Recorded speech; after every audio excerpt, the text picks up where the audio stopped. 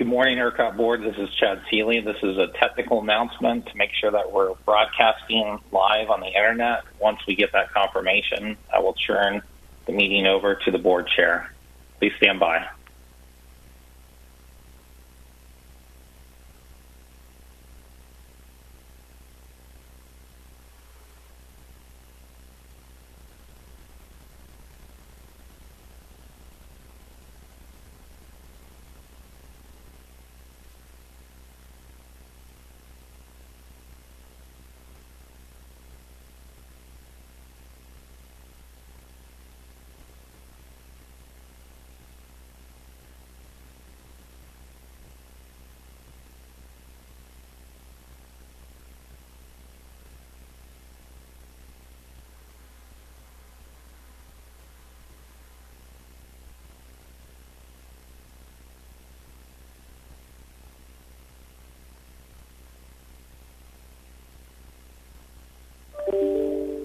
Okay, we are live and broadcasting on the internet. I will turn the meeting over to the board chair. Thank you, Chad. Good morning. This is Sally Talberg, Chair of the Ercot Board of Directors. I hereby call this urgent meeting of the Ercot Board of Directors by teleconference to order. This board meeting is being held by teleconference and is pursuant to the provisions of Ercot's bylaws to consider urgent matters. Before we get going, I want to turn it over to PUC Chairman Deanne Walker to see if she can call an open meeting of the Public Utility Commission of Texas to order. Chairman Walker. Thank you, Chairman. This meeting of the Public Utility Commission of Texas will come to order to consider matters that have been duly posted with the Secretary of State of Texas for February 24th, 2021. Thank you.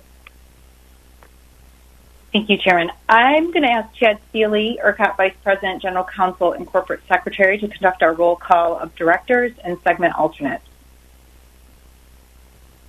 Okay, thank you, Chairman. At this time, I will conduct a roll call for quorum purposes. So I will first proceed with the directors in attendance in alphabetical order. Please make sure that your mute button is off and indicate present or here. And then at that point, I will proceed with segment alternates in attendance. Vanessa Anasefi-Para. Present. Terry Bolger. Present. Mark Carpenter. I'm here, Chad. Lori Kobos. Present. Peter Crampton. Present. Keith Emery. Present. Nick Fehrenbach. Present. Kevin Gresham. Present. Sam Harper. Present. Raymond Hepper. Present. Clifton Carnine. Present. Bill Magnus.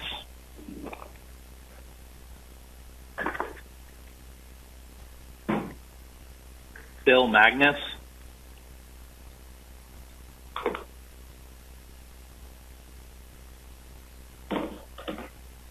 Mr. Magnus, can you indicate present or here? Sorry, present.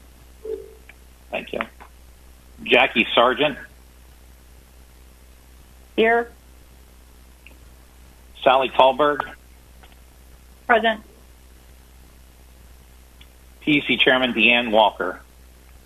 Present. Thank you. We have full participation of the directors in attendance, so we've achieved quorum. I will now proceed with segment alternates in attendance. Kevin Bunch. Present. Mike Kezar. Present. Glenn Lyons. Present. Jennifer Ritchie. Present. Steve Schleimer. Here. Wade Smith. Present. Ian Taylor. I'm here. Thank you. All segment alternates are in attendance. I now turn the floor back over to you, Chairman. Thank you, Mr. Seeley. We do not have any proxies to announce for this meeting, but I do need to report, and I believe all of you have been notified of this by email, but Randall Miller resigned his position as an independent retail electric provider segment alternate yesterday evening, and so that's effective immediately. As is standard practice, I also just want to highlight to the board that the antitrust admonition is included in the posted meeting materials today. Just a couple of logistics on this teleconference. I just want to remind all participants to mute their phones when they're not speaking to minimize noise issues. Also, it's important that you identify yourself so that everyone listening today, both board members and those from the public, can identify who is speaking, and that'll be part of the recording available for this meeting.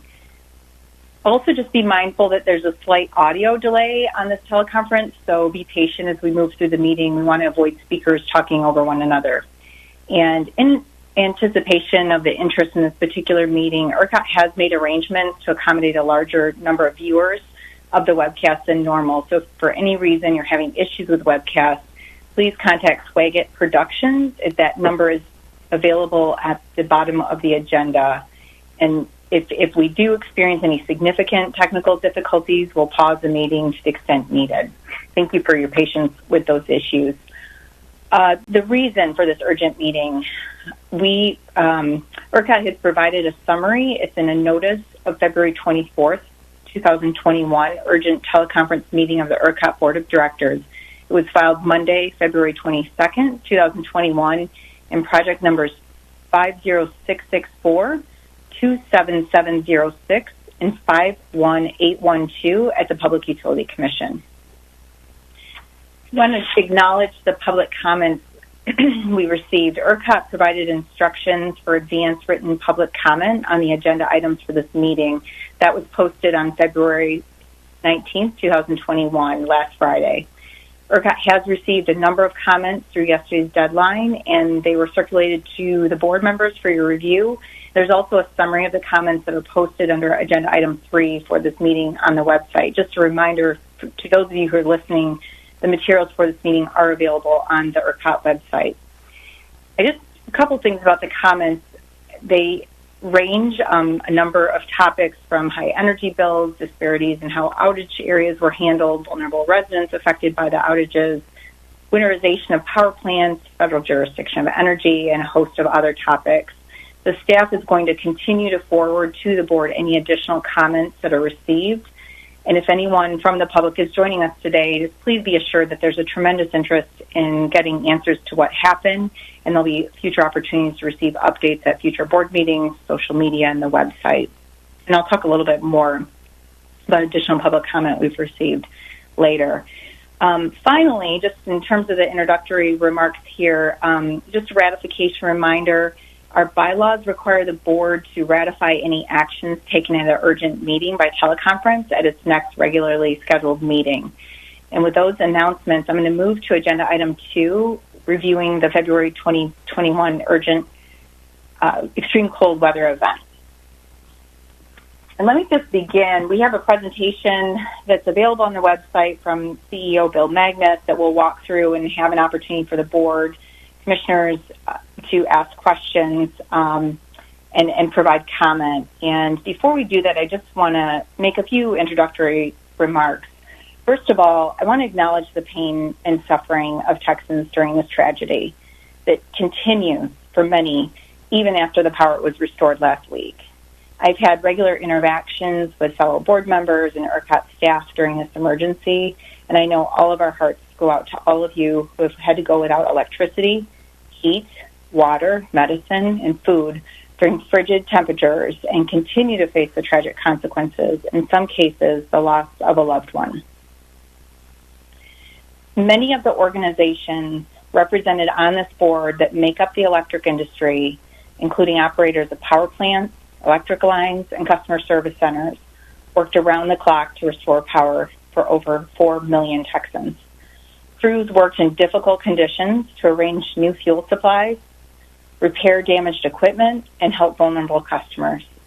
Ercot staff tirelessly worked as the air traffic controller under extreme conditions to stabilize the electrical grid with sustained record demand for electricity and supply shortages. This was and continues to be a massive effort by all involved. Before we move to the presentation on this event and learn more about this, I want to also address the significant public comment and media inquiries that have been received. From the comments I received directly, residents were understandably scared, angry, and wanting information and accountability. And let me just share a few. Early on, after the first day of the outage, Lori wrote about her elderly parents with health conditions facing freezing temperatures in San Angelo. She was unable to travel to reach them and frustrated, especially by the lack of communication. She noted how there's other families with infants and grandparents, medically fragile, and elderly people who need more than we're working tirelessly. They need a warm place to be together, warm food in their bellies, and something that will actually help them. I also heard from Jessie regarding power outages in Dallas. I'm listening to a single mother in the apartment below me cry her eyes out as she can't feed her child and keep him warm. I just want to acknowledge and thank the people for reaching out to us. These are heartbreaking situations that people face, and the concerns that I know all of us think about every day and night. Ercot may not own the power plants, wind farms, gas compressor stations, poles, and wires, but it manages the flow of power in this state. And when there is an emergency and it is unavailable, it is life-threatening, particularly for the most vulnerable. Our meeting today is the first opportunity to address the public on the board's response to this tragic situation.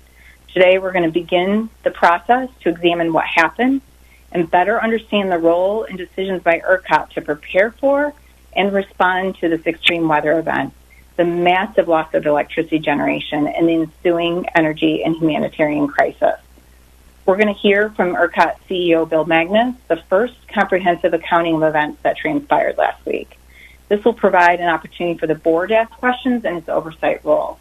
I think we all share the public's concern and demand for answers, and the board will have an important part in this process going forward. I also want to acknowledge the numerous investigations launched by oversight entities at the state and federal level. There probably will be more to come. As Texas moves forward to determine causes and lessons learned, Ercot will be a key source of information and data for these investigations. And we welcome the scrutiny and pledge to be transparent. You've seen that the unaffiliated directors and the segment director, now segment alternate, are resigning. It'll be effective at the adjournment of our meeting today. We're here today because we felt it was important to be part of the process to begin to evaluate what happened. With a thorough understanding of the causes and solutions and the right follow-through, I'm confident that Texas can lead the nation in investing in infrastructure and emergency preparedness to withstand the devastating effects of severe weather in all seasons. Now I'm going to turn over to Bill for his presentation, and I'll ask Bill that if he could pause after each slide, and we'll open it up for commissioner and board member questions at that time. And then we'll also have an opportunity at the end of the presentation for additional questions and comments. With that, I'll turn over to Mr. Magnus. Hey, Chairman Tallberg and Mr. Magnus, this is Chad Seeley. I think one of the graphs has an issue, so give us just a minute here to load up the correct version, both for the general public and a posting on the website. So I would ask that we pause for a minute so that we have the correct version that everybody can see. Okay. Mr. Seeley, this is my second meeting, so I just want to make sure if there wasn't anything else that I missed going through that part of the agenda. No, you've hit all the proper channels. Okay. Just give us 1 second so that we can get the correct version loaded up for the website and also for the webcasting. Okay. Thank you.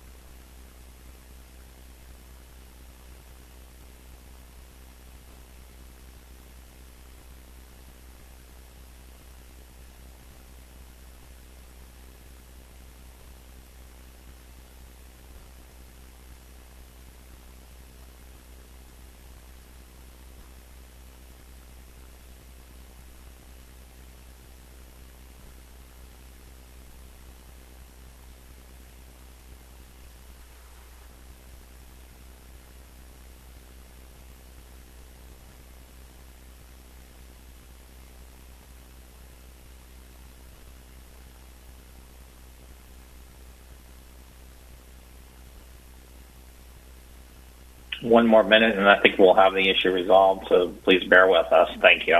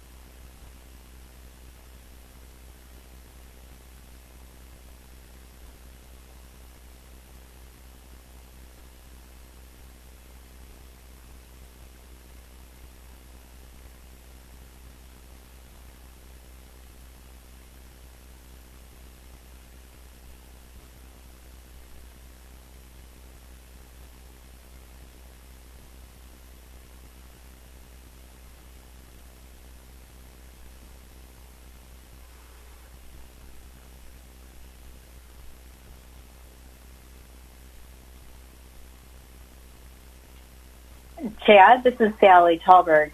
I am just wondering, are we permitted to take items out of order, and could we take up item 2.3 on the financial matters, or do we need to wait? We get an update. I think it would be helpful to just wait another minute or two so that we can get the correct version of the presentation. I recognize that there's a pause here, but I think it's important to get the correct version up and post it on the website. So bear with us another minute, and then we can decide. Okay.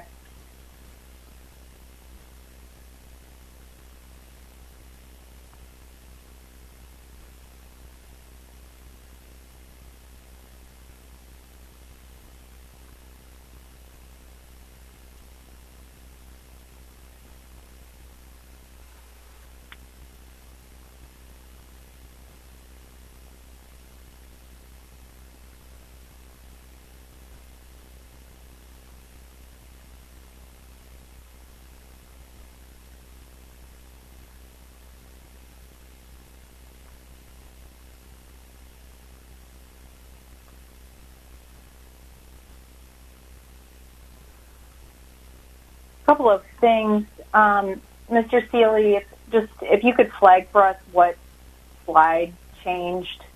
I know the board members had the materials shortly before the meeting. That'd be good to flag for us.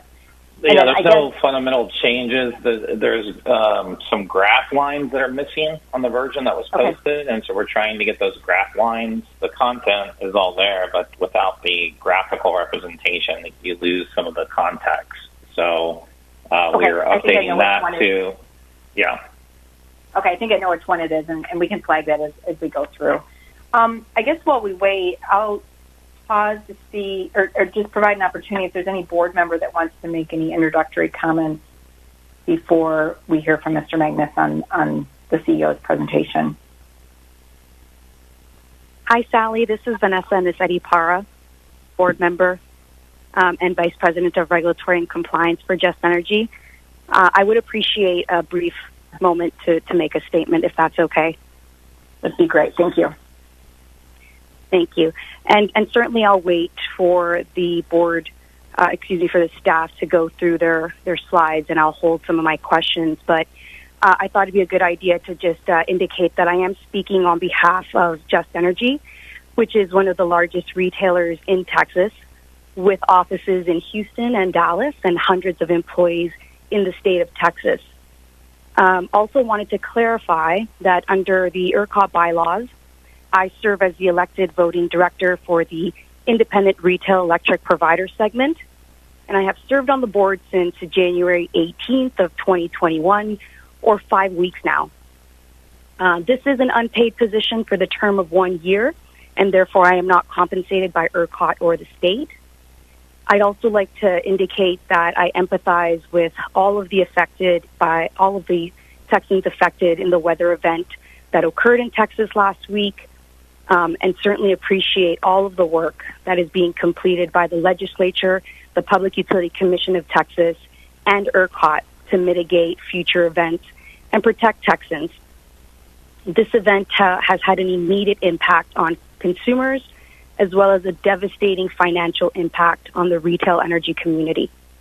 Retailers simply cannot afford to pay artificially prolonged high wholesale prices, especially at the 9,000 megawatt cap, which I understand is being addressed during the presentations, and again, appreciate that.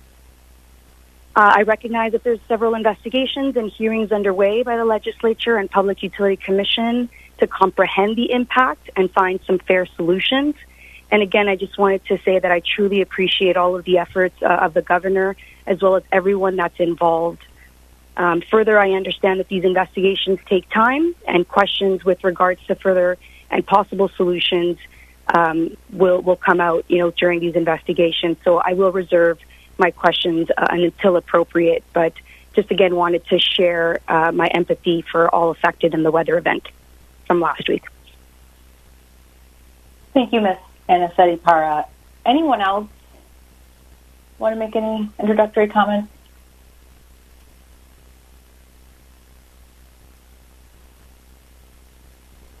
All right, thank you. We'll give it a couple more minutes.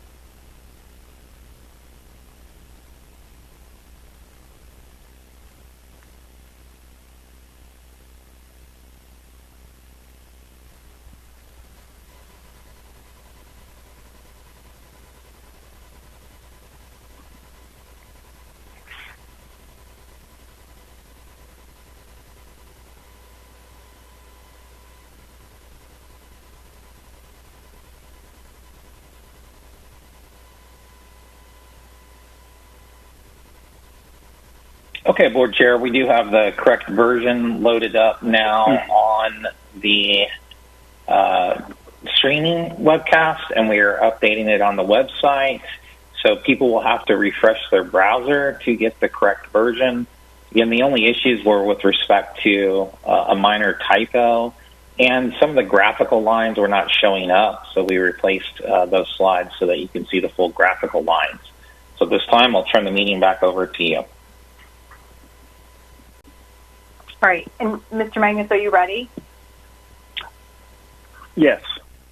Okay. We can pull up the presentation.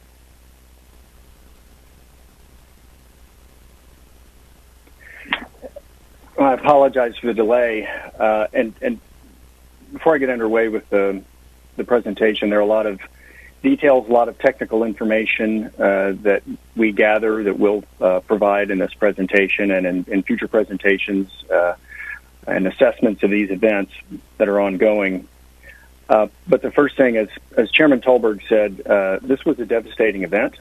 For those of us who make our way in the power industry, especially devastating, because I think the people who work for all the various companies, whatever segment they're in the electric industry, understand that power is essential to civilization. It's essential to our ability to live our everyday lives in the modern world. And the extent of the outages that we will discuss during the presentation that we saw last week, that Ercot ordered in order to preserve the integrity of the system so that we could control an incredibly difficult situation and bring us back to a place today where we have power and our markets are operating in the way they were before the emergency event. There's no question those are tremendous, terrible impacts, including loss of life, and affected our families and our friends here at Ercot, and I know in the industry as well as so many Texans. So, we regret that this event took the time it did to resolve, and in this presentation we'll try to explain what we saw. And I want to emphasize what Ercot wants to do today, what Ercot wants to do at the legislative hearings tomorrow and going forward is to provide explanation, not excuses, provide data with the goal of keeping the grid secure. That ultimate goal, has to take into account that what we saw here required actions that, while consistent with the practice of keeping us out of a blackout, consistent with maintaining our ability to bring the power system back to a place where we could provide normal services as we have today. There's public safety issues we have to take into account. Everyone has to look at every aspect of this event, and as I've talked to policymakers, leadership in Texas, I think there is a real commitment to look at every aspect of this event, not just one part, not just another, because there were so many parts of this that we don't want to see happen again. So we want to be a part of that review, and again, plan to provide information and data to that extent. The data we'll provide today, if you could go to the next slide, the data we'll provide today, we have gathered, if you go to the next slide, over the past week as the event concluded. That data will continue to be supplemented. If you could go to the next slide, I'd appreciate it. That data will continue to be supplemented, but we have to tell you some of the numbers that we have in this presentation could change. We don't think materially that the overall story of what happened last week we don't see as materially changing, but we'll get additional information from market participants into our system. We have requests for information outstanding to market participants in the electric industry. There will be post-event analysis that will examine every second of this event. And so as the data here, we stand behind it. We believe it's very solid and tells the story of what occurred last week. But just want to note that if you see a different number in a column as we continue to gather data, that's a possibility. So just wanted to note that for the future. Now, I want to really start with, before we go into the events of last week, to start with sort of a level set about Ercot. I think a lot of people became aware of Ercot for the first time, unfortunately, last week when we had to order the rotating and then controlled, we call them outages, over the course of the week. And if you go to the next slide, I want to give just a little background about Ercot. We were founded in 1970. We're a nonprofit corporation, Texas nonprofit corporation. There are 7 market segments represented here on this board, as well as in all of our activities. As you can see on the slide, they represent consumers, they represent producers, generators, power marketers, municipal and cooperative utilities, as well as investor-owned utilities. So Ercot is constructed by the legislature to represent consumers and producers in the way that we implement policy for this marketplace. Ercot really became the entity that we operate as today after the passage of Senate Bill 7 about 20 years ago. And the legislature has enacted laws that govern all of the activities of Ercot, whether how we manage grid issues, market issues, or the corporation and its budget. The Public Utility Commission of Texas has complete authority over Ercot's finances, our budgets, our operations. There's oversight, of course, by the legislature. The commission approves our bylaws that this board operates under. And this board is composed in statute, in Texas law, to have 5 unaffiliated directors. Those are people who are independent from Ercot market participants. Those board members must be approved by the PUC for 3-year terms for a maximum of 9 years on the board if they serve that long. In addition, there are 8 directors for each that are elected annually by the market segments. As Ms. Anasetti-Para said, the segments elect their directors to represent their part of the industry, and those each serve 1-year terms. Then representing commercial and residential consumers is the Office of Public Utility Counsel. Public Counsel Laurie Kobos is on our board, as well as myself, the Chief Executive Officer, and the PUC Chairman, Chairman Walker, as a non-voting member of this board. If you go to the next slide, the role that Ercot plays in the Texas electric market is as outlined in the state law, that is Public Utility Regulatory Act, Section 39-151, is system reliability, facilitating wholesale competitive markets, making sure there is open access to transmission for various generators who want to be on our system, and facilitating a competitive retail market. Now, what do those things mean practically? On the electric reliability side, we serve, as Chairman Toller already mentioned, as sort of an air traffic controller. We don't own generation or transmission, but we are seeing the entire system and managing the entire Ercot system in the sense of letting transmission and generation entities know when they need to run and when they need to stop running to maintain grid reliability. And that is something that we're doing 24 hours a day, 7 days a week in all conditions. The competitive market components of Ercot, we act as a billing, collections, payment agent. The money that goes through the market flows through Ercot to the market participants, and we serve that billing and payment agent function. On the competitive retail market, we do not participate in the competitive retail market. There are no customers served by Ercot in Texas. Our main process is to manage switching by customers between retail electric providers. We manage the flow of power on a system that serves about 26 million Texans. That's about 90% of the state's electric load or demand, about 75% of the land mass, but about 90% of the demand. There's over 680 generating units in the system and over 46,500 miles of transmission lines that we're overseeing 24/7 every day. And this next item, probably the most fundamental job that Ercot has, is to maintain the electric system at the frequency of 60 hertz. Now, what does that mean? An electric system has to keep supply and demand in very close balance at all times. While we're now seeing some developments of energy storage, for the most part, electricity has to be produced and consumed simultaneously. It is not kept in inventory. And if the balance of supply and demand get too far away from one another, that's when you can have the danger of blackouts.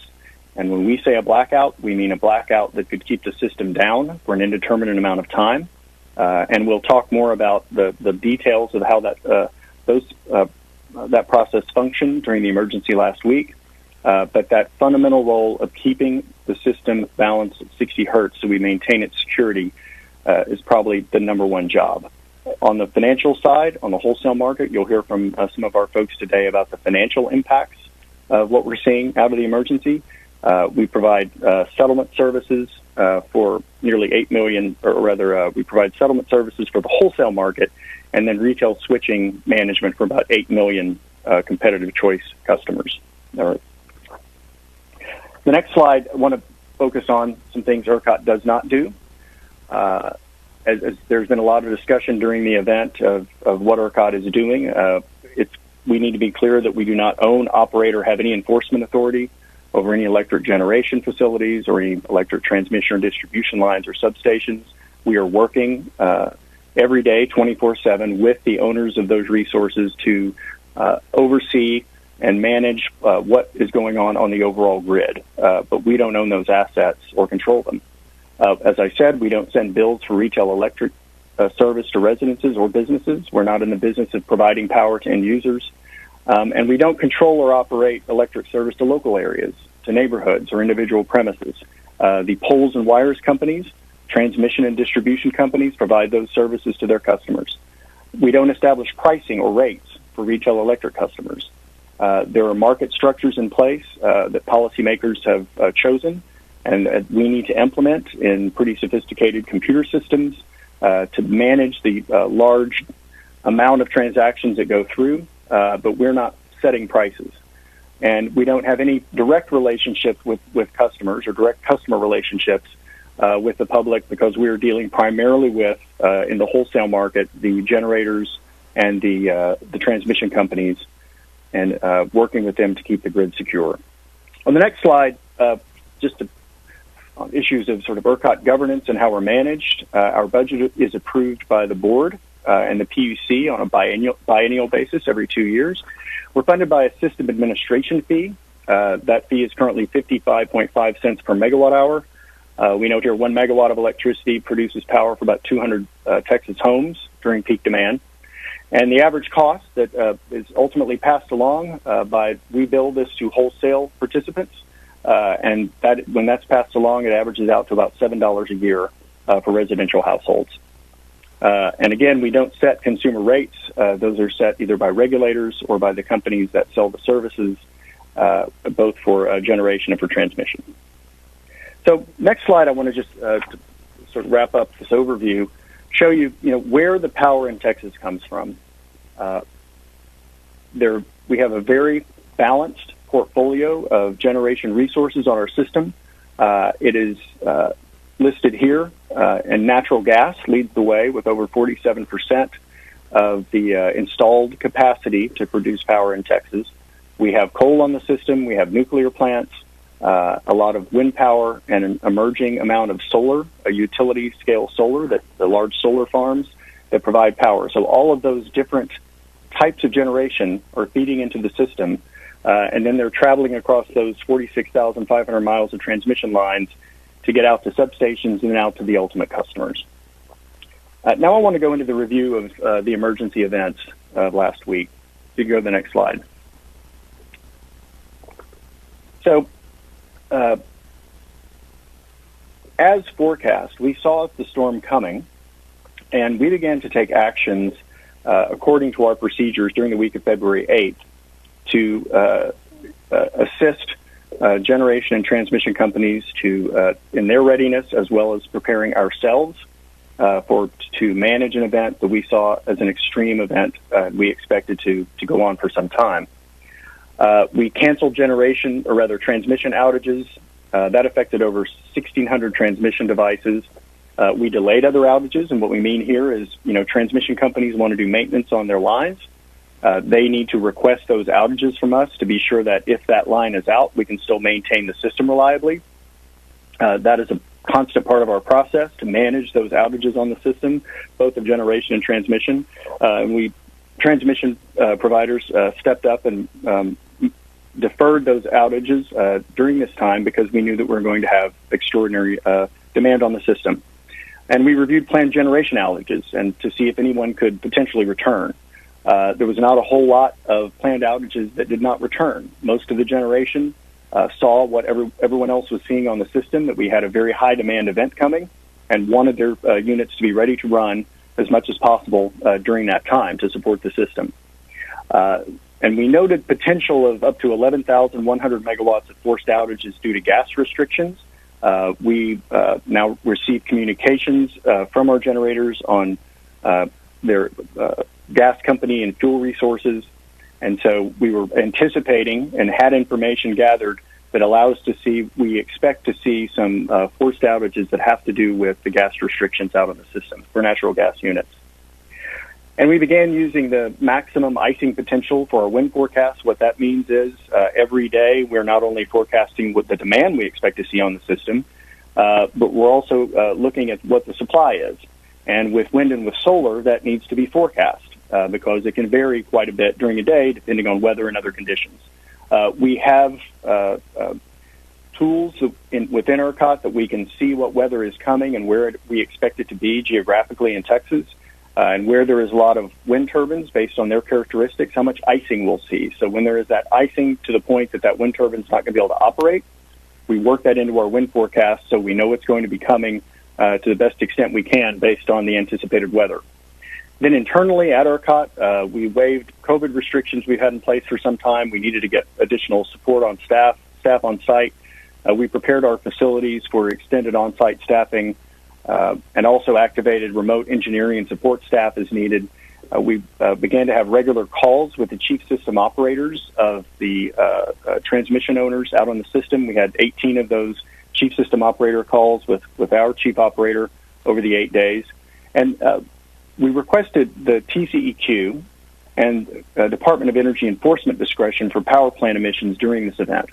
Ercot has had a process for a number of years with the TCEQ where we let the TCEQ know that we have a very high demand event coming, and if we're going to be in emergency conditions, the TCEQ will allow enforcement forbearance. So if a generating unit is really needed to be on the system to avoid an emergency or address an emergency, then the emissions limits on that unit there may be enforcement forbearance, and so that unit can run with less concern about those issues. In this instance, for the first time, with Governor Abbott and Senator Cornyn's assistance, we applied for and very quickly received an order from the Department of Energy. These are very unusual emergency orders, but we were telling the Department of Energy that we really needed all the generation we had on the system. The DOE granted that order and enabled generation owners to opt into that, and if they had EPA emissions limits that needed to be exceeded for the time of the emergency, that this enabled them to operate to give us the maximum power they had available. In addition, the Texas Railroad Commission took action ahead of the event, I think on Friday the 12th, to issue an emergency order that changed the natural gas priority rules that they have. In the winter especially, the first priority for allocation of natural gas is to residential customers, and there is a great deal of gas heating which causes, that amount of gas that has to be used for residential heating drives a lot of the supply issues that we have in the winter that are not as common in the summer where there's not so much gas air conditioning out there. So the Railroad Commission recognized that this is going to be an emergency condition. All hands needed to be on deck. And they took the priority of electric generation up higher in their priority rules so we could address as much of that as possible during the emergency condition. I filed an affidavit supporting that gas priority change with the Railroad Commission, and that order was granted on Friday, the 12th. So all the available generation we had was online as of February 14th on Sunday going into this. And all of these actions have been taken on an operational basis to try to make sure everyone was ready and available. You go to the next slide. And want to talk some about the communications that was going on around this.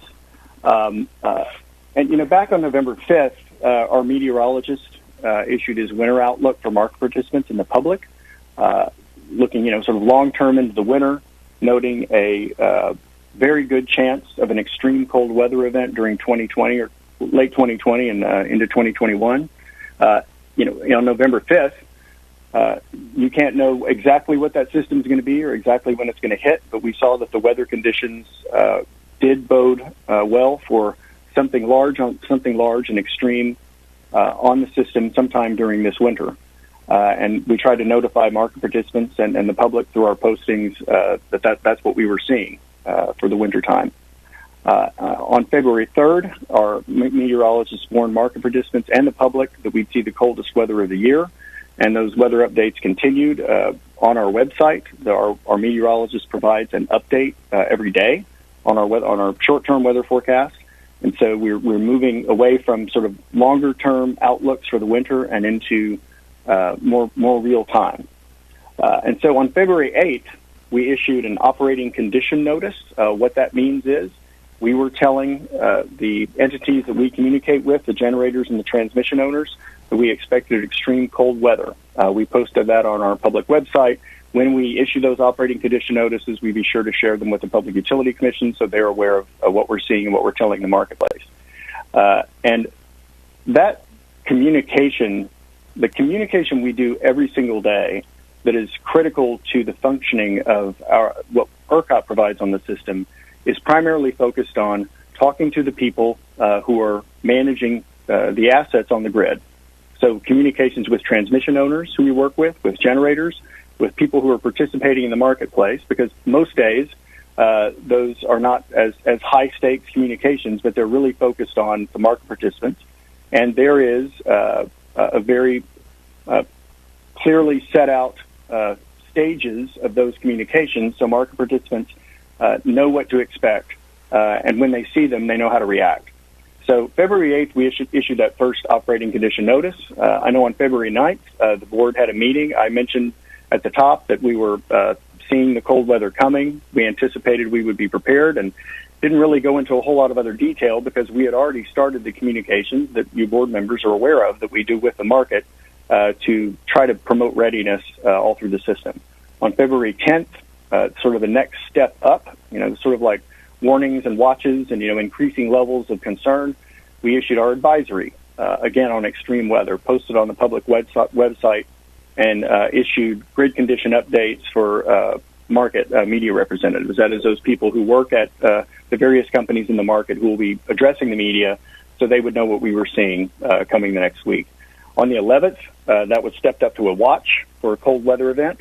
We made hotline calls to market participants. We put out a notice to market participants, and we posted that on our public website as well. Produced a news release on extreme weather that was expected, and did outreach through our social media channels. On the 12th of February, that Friday, same day the Railroad Commission met, the Texas Energy Reliability Council began to have daily meetings. The Texas Energy Reliability Council, or TERC, is a very valuable organization because it brings together electric and gas industry. So there were a lot of issues around gas supply through this event, and leadership people from those industries, including a representative of Ercot, began daily meetings that went throughout the event to prepare and compare notes. On February 13th, the governor issued a disaster declaration, and the State Operations Center was stood up. There was a news conference there, and we also issued our conservation alert the following day. But during the news conference, Chairman Walker, Chairman Craddock, the governor, Nim Kidd, the Chief Nim Kidd, the head of the State Operations Center, Department of Emergency Management, myself, addressed the various issues we thought we were facing. We were urging conservation, that we saw something very serious coming, and that we could see, because of the huge demand we expected on the system from the storm, the supply of energy be outstripped by the demand. Then on the 14th in the morning, we issued the conservation appeal. We put out news releases, did social media. We had a media briefing that day to try to emphasize the point that conservation was going to be very important because of the major demands on the system we expected. And before I leave this slide, one note, the State Operations Center and Chief Kidd in particular really played an invaluable role. They always do, but we were able to coordinate on a lot of problems that arose through the event with the State Operations Center, in particular with Sean Hazard from the Public Utility Commission, who I'd really like to thank, and bring to bear the resources that the State Operations Center and the state of Texas did bring to bear during this emergency. That was extremely helpful, as it always is, but in this event in particular, I'd like to thank them for their service. Okay, let's go to the next slide. So before I get into the details, just the overview of this event. Record-setting, sub-freezing temperatures, wind chills all over Texas. And as you know, at Ercot, we often say, in summertime, and this is true in winter too, there are a lot of events that can be managed, fairly easily. If you may have extreme weather in one part of the state, but the weather system is not everywhere, so it doesn't increase the demand everywhere in the state in the same way.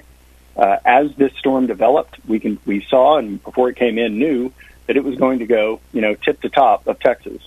and that is unusual when a storm can cover the land mass of Ercot with these sub-freezing temperatures and wind chills. We saw approximately 48.6% of generation forced out at its highest point due to the impacts of the various extreme weather conditions. We'll go into a lot more detail about that in the following slides.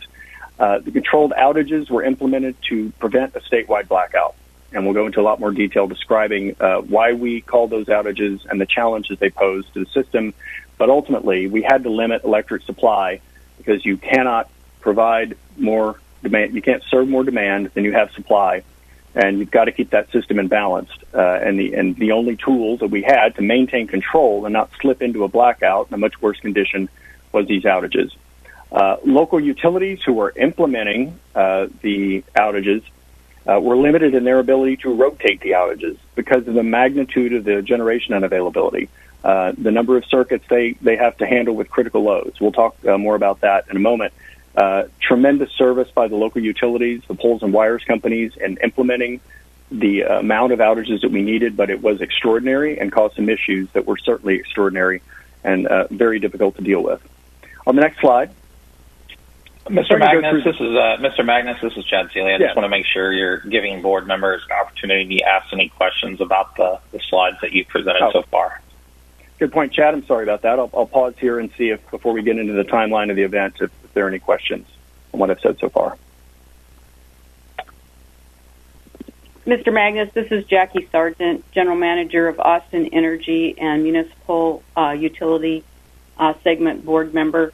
When you were talking about communications, I feel that the issue with Ercot's concerns with regard to this event should have been more broadly communicated at our February 9th board meeting, and that the concerns with regard to the upcoming weather event should have been communicated more specifically.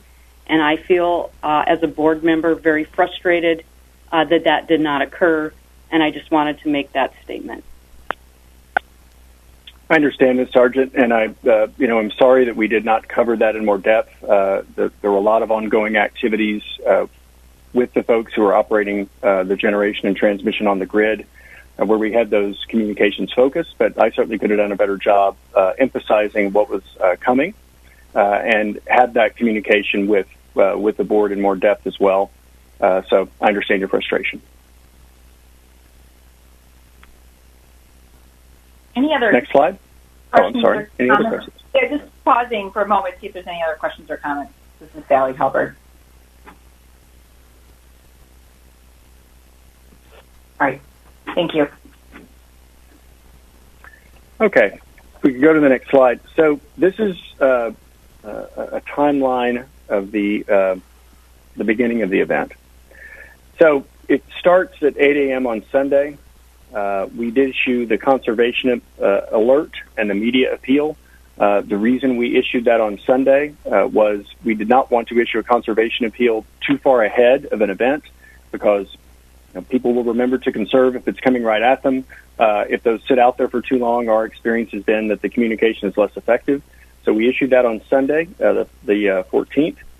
At 10 a.m., the Texas Energy Reliability Council met, a strong focus on gas supply concerns and issues that we anticipated as the storm began to roll in. At 1 o'clock, there was a State Operations Center update, news conference, forecasting emergency operations at 2 o'clock that day that we held. At 3:17, we had a watch in effect for projected reserve capacity shortages. By 5:19, there was freezing precipitation that forced transmission outages. Those transmission outages were managed by the transmission owners as well as the Ercot control room operators, and did not become a large event in the scheme of things, but that was a concern as we got going early. There were wind chill warnings issued as the afternoon came in. This is really when we started to see the storm blow in. And at 7:06 p.m. that night, we set a new winter peak. So more electricity was used on the Ercot system on a winter's day than had ever been used in history. So the system was supporting the highest demand that we had ever seen in the winter. And we got through that peak, and we were anticipating the morning was going to be very difficult. When we communicated that we saw supply being outstripped by demand, we saw that for a period on Monday morning in our forecast and on a period on Tuesday morning in our forecast. But what we were seeing at that time, we believed we could manage with rotating outages that were not extreme, that would be instituted over a morning peak as energy usage came up in the morning, and then they would be able to end when that peak went down a little bit later in the morning. Same thing on Tuesday morning. Based on the forecast we had, we didn't anticipate emergency conditions for those times. And so we got past that evening peak on Sunday night, and we looked like we were in decent shape, knowing that we had a whole lot more coming at us as the morning peak ramped up. But around 11 o'clock, we started to see challenges. A lot of generation began to drop off, and as the storm system was blowing through the state, and one generator after another reported that they were tripped off, they were not able to operate, and then pretty quickly, we called a watch at 12 a.m. That we had reserves less than 3,000 megawatts. That's when we know we're beginning to have serious trouble. Then at 12:15 a.m., we went into energy emergency alert operations level 1 because our reserves went below 2,300 megawatts. At 1:07 a.m., we went into level 2, and then very quickly thereafter, at 1:20 a.m., we went into energy emergency alert level 3, and we instituted rotating outages of over 10,000 megawatts, which is a very large amount to institute in the scheme of things. Ercot orders those outages. We are seeing the entire system, and in order to maintain the integrity of the system, we will issue those out to the transmission providers, whether Austin Energy, Encore, CPS Energy, CenterPoint, the various transmission providers throughout the state, and ask them to institute those rotating outages. And that's how the outages began that evening. And so ERCOT does direct those orders and then watches the system to see if we can, when we can bring that demand back up. Now, on the next slide, just to drill down into that period Mr. Magnus, when we were really... Yes. Mr. Magnus, sorry to jump in. This is Sally Talberg. I just want to make sure the board members or commissioners don't have any questions or comments on this piece. Sure, I will remember to pause. Thank you. Yeah, Mr. Magnus, Kevin Gresham, RWE Renewables, representing the independent generator segment. Just a quick question. Were there, going into the event, or even during the event, but going into the event, were there any under-frequency disruptions that may have tripped generation offline? Yeah, Kevin, we haven't seen that. We've sent out requests for information to generators, and I think we'll be able to confirm that for sure when those RFIs are returned. But from what we've seen so far, we don't believe that the under-frequency relay trips were an issue given the time that we were at the frequencies we were. So we don't see evidence of that at this point, but certainly as we gather more information at a detailed level, we'll be able to confirm whether or not that was an issue. Okay, thank you. Anyone else on this one? All right, thanks. Okay, so this takes us to 1:23 a.m. as we were in the event on Sunday night or early Monday morning. We entered EEA3. We had a 1,000 megawatt of load shed ordered here at 1:23. And as of this time, as I said, around 11 o'clock is when we really started to see generation come off the system. At this time, we had 35,343 megawatts of generation out at that point.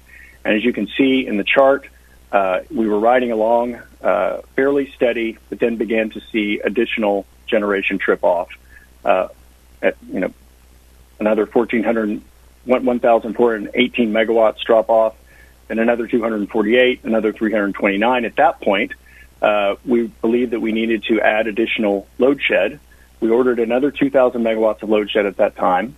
And as the operators were watching what impact that load shed had. Was that load shed managing frequency sufficiently that we could stop adding additional load shed and move forward, continue with where we were? That wasn't what we were seeing. There was an additional 606 that came off an additional 688 that came off, another 511 megawatts that came off.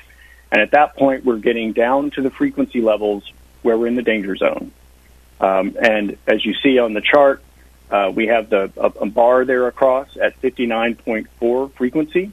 And at that level, if you stay at 59.4 for 9 minutes or more, generation units begin to trip off on their own because it becomes unsafe or unstable for those generation units to stay on if we are sitting at that lower frequency for 9 minutes or more. So we sat in that spot for 4 minutes and 23 seconds. We had already ordered a great deal of load shed. But at that point, we saw the frequency dip down to its lowest point at 59.302. And at 59.302, we are definitely in a dangerous condition and one that we have to respond to. And there are, rules for what we do in this condition. The steps we took are outlined in federal NERC standards. They're good utility practice or the actions you have to take to maintain that system frequency, because this is the point where that balance I talked about, if it's going too far out of balance. And if it stays out of balance for too long, as I said, generation units begin to trip off for their own safety, so their generation units aren't severely damaged. And you begin to have issues on the system that take it out of the grid operator's control. And that is what we could not allow to happen. And so as you see, as when we saw the frequency hit 59.302, just above 59.3, an additional 3,500 megawatts of load shed were ordered. We're now up to 8,500 megawatts of load shed ordered. We saw more generation out as we're climbing back on frequency, getting back to 60 hertz. But the only way we could get back to 60 hertz effectively was to continue the large amount of load shed that we instituted, and then we continued to see generation outages. So during that period where we were, at 59.3, we could not stay there long. We could not go lower, or we would have risked a blackout of the entire system.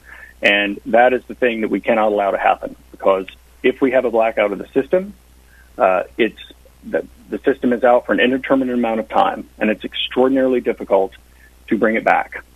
We may still be here today talking about when is the power going to come back on if we had let the system get into that condition. So the load shed that we added was to, as you can see on the chart, get us back up to that 60 hertz level where we could operate safely. And that's where we were, going into Monday morning, in the middle of Monday night. Any questions on this one? This is Sally Talberg. I would just note this is one of the slides that had the formatting glitch, and I can see why it's needed to be fixed for this. It just used to have the dots on it, so this is much more helpful, and I appreciate that correction. This is an important slide. Any questions or concerns related to it? Yeah, Chair, this is Sam Harper, board member representing the consumer industrial segment. I have two questions, Mr. Magnus. One is, how many megawatts of reserves were online when EEA3 was called? And the second question is more just, I think it might be useful for us and the public to clarify the steps of coming back from a black start event. I think there's a lot of confusion about the difference between rotating outages and a black start event and the timeline and just how serious this dip really could have been. I appreciate that clarification. Certainly. The amount of reserves at that moment in time, I don't have that number in front of me at the moment. If Dan Woodfin or other Ercot staff are on the call want to have that specific number, I'll ask them to weigh in. But on the black start, there is a plan that Ercot has and the market participants train on and drill on for if we go into black start. What does black start mean? That means that the outages that we have are no longer controlled, and generation units have tripped off. There is likely damage on the system, transmission side or the generation side. And the black start means that you're basically restarting the entire electric system. And there are units that we contract with that we ask to be ready in a black start situation, so we can fire them up to really begin the process of rebuilding the grid again. The challenges of this process are pretty immense. You have to bring up units, and then you have to balance some demand on them because, again, you're starting a unit, you have to have some load on the system to balance it to 60 hertz, and you're trying to do that in various parts of your electric system, and maintaining that balance can be very difficult and very challenging, and you have to have a lot of people in the field doing, manual work as well as, automated work, but there's people out doing work, and obviously with the power system down, communications is more challenging. So we have, plans to take this on. We have never had to do this. We never want to do this. And it would be a much more devastating situation for Texas if we ended up here, because it's hard to estimate exactly how long black start recovery would take, because it requires these incremental steps in different parts of the system and then linking together those places in the system to sort of restitch the grid into a place where you can operate it as a whole. So avoiding that situation is why we take the outages, because when we take enough demand off the system, even if we've lost a lot of generation, we can continue to match it. We can continue to operate, around 60 hertz. And during the emergency condition, that was the goal. That's what we had to do, is stay at 60 hertz, even with the large amount of generation that was off the system. So, Mr. Harper, does that answer the question for that part? And I'll pause and see if we have that number on the reserves. Yeah, thank you. That's helpful. At the risk of speculating, could you give us and the public an idea of the timeline, the range of timelines that a black start event could take to restore power to all Texans? We have not had to conduct it, but I think it's safe to say it could be weeks. And depending on the conditions that you're operating under, when you go into a black start condition, it could take longer than that. Okay, thank you for that. This is Woody Rickerson. There was 940 megawatts of PRC at that minimum frequency. Woody, Mr. Rickerson, can you please say what PRC is? That's a measure of the reserves on the system. That's the trigger level that we use for the EEAs. Thank you. I just, for the general public and media listening, I think if we can try to keep the acronyms limited, it'd be easier. Thank you for that information. Any other comments on this? I know folks have dealt with black start in other regions. Any other further questions or comments on this slide before we move on? So this is Ray Hepper, one of the independent directors. And Bill, I don't know if you know, but how many of your black start planned units did you actually lose, which, having lived through the 2003 blackout in the Northeast, losing those units makes it even tougher to get the system back going again, because the resources you need aren't available to you to get restarted, as you described. Do you know how many of your black start units you lost sort of in the Sunday night, Monday morning time frame? Well, during the entire course of the outages, I can tell you that data. We pay 13 primary units to provide black start service, and what that means is that they have fuel on site. They're ready to start their units from off the grid, basically, to begin to stitch together the system. So we pay 13 units to be ready all the time. 6 of the 13 experienced outages. Those outages ranged from a low of 4 hours to one that went up to 127 hours during the course of the event. Of the 6, 2 had alternate generators, but those also experienced outages. So I think that's the data we have on what we saw with the black start units. Thank you. That's a little scary and very helpful. Yeah. Bill, this is Peter Crampton, independent director. And just on this 2003 blackout that was sustained in the Northeast, one of the things that enabled them to get back up more quickly than perhaps Texas would be able to was the fact that PJM, the largest market in the United States, removed itself from the interconnection of that disaster and so did not go black. And as a result, PJM was available to provide a substantial amount of inertia to initiate the black start in the Northeast. Can you, is that correct that the black start in Texas would be more difficult because of its connection in the grid? Yes, we have to plan for a black start that relies, almost entirely on units in Ercot.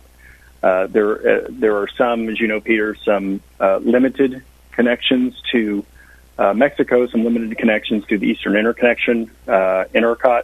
But that's one of the challenges and why we drill every year as we do to make sure that people are ready to go into that kind of event if we have to. Thank you. All right. I'm going to suggest we keep moving through the presentation because it may be helpful, too, with some of this to kind of wait for the end for further discussion on topics of interest. Please proceed, Bill. Okay, just one thing I was intending to add on this slide is, the operating rules that we have for generators and their, interface with Ercot, are very specific about where we can be in frequency.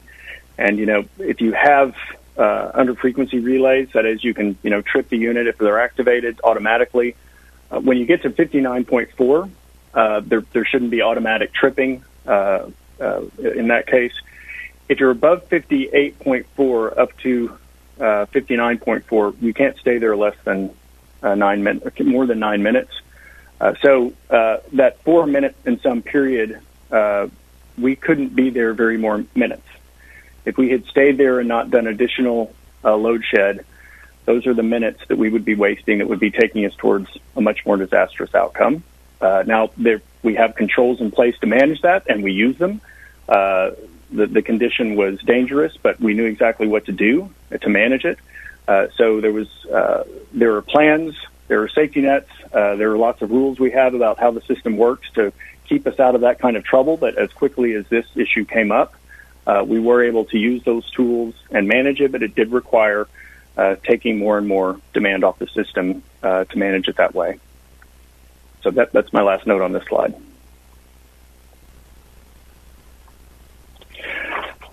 This shows you the generation capacity through the event. That is from the 14th on Sunday out to Friday when we went out of emergency operations.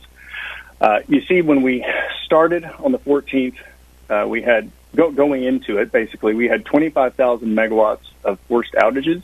That included about 14,000 megawatts of wind and solar.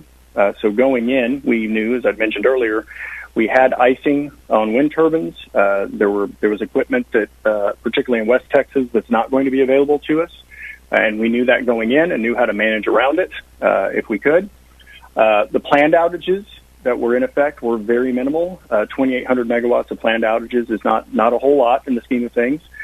This included what we call seasonally mothballed capacity. That is power plants that are not set up to run except in the summer season. So they were not in a position to turn themselves on quickly. So about 2,800 megawatts there.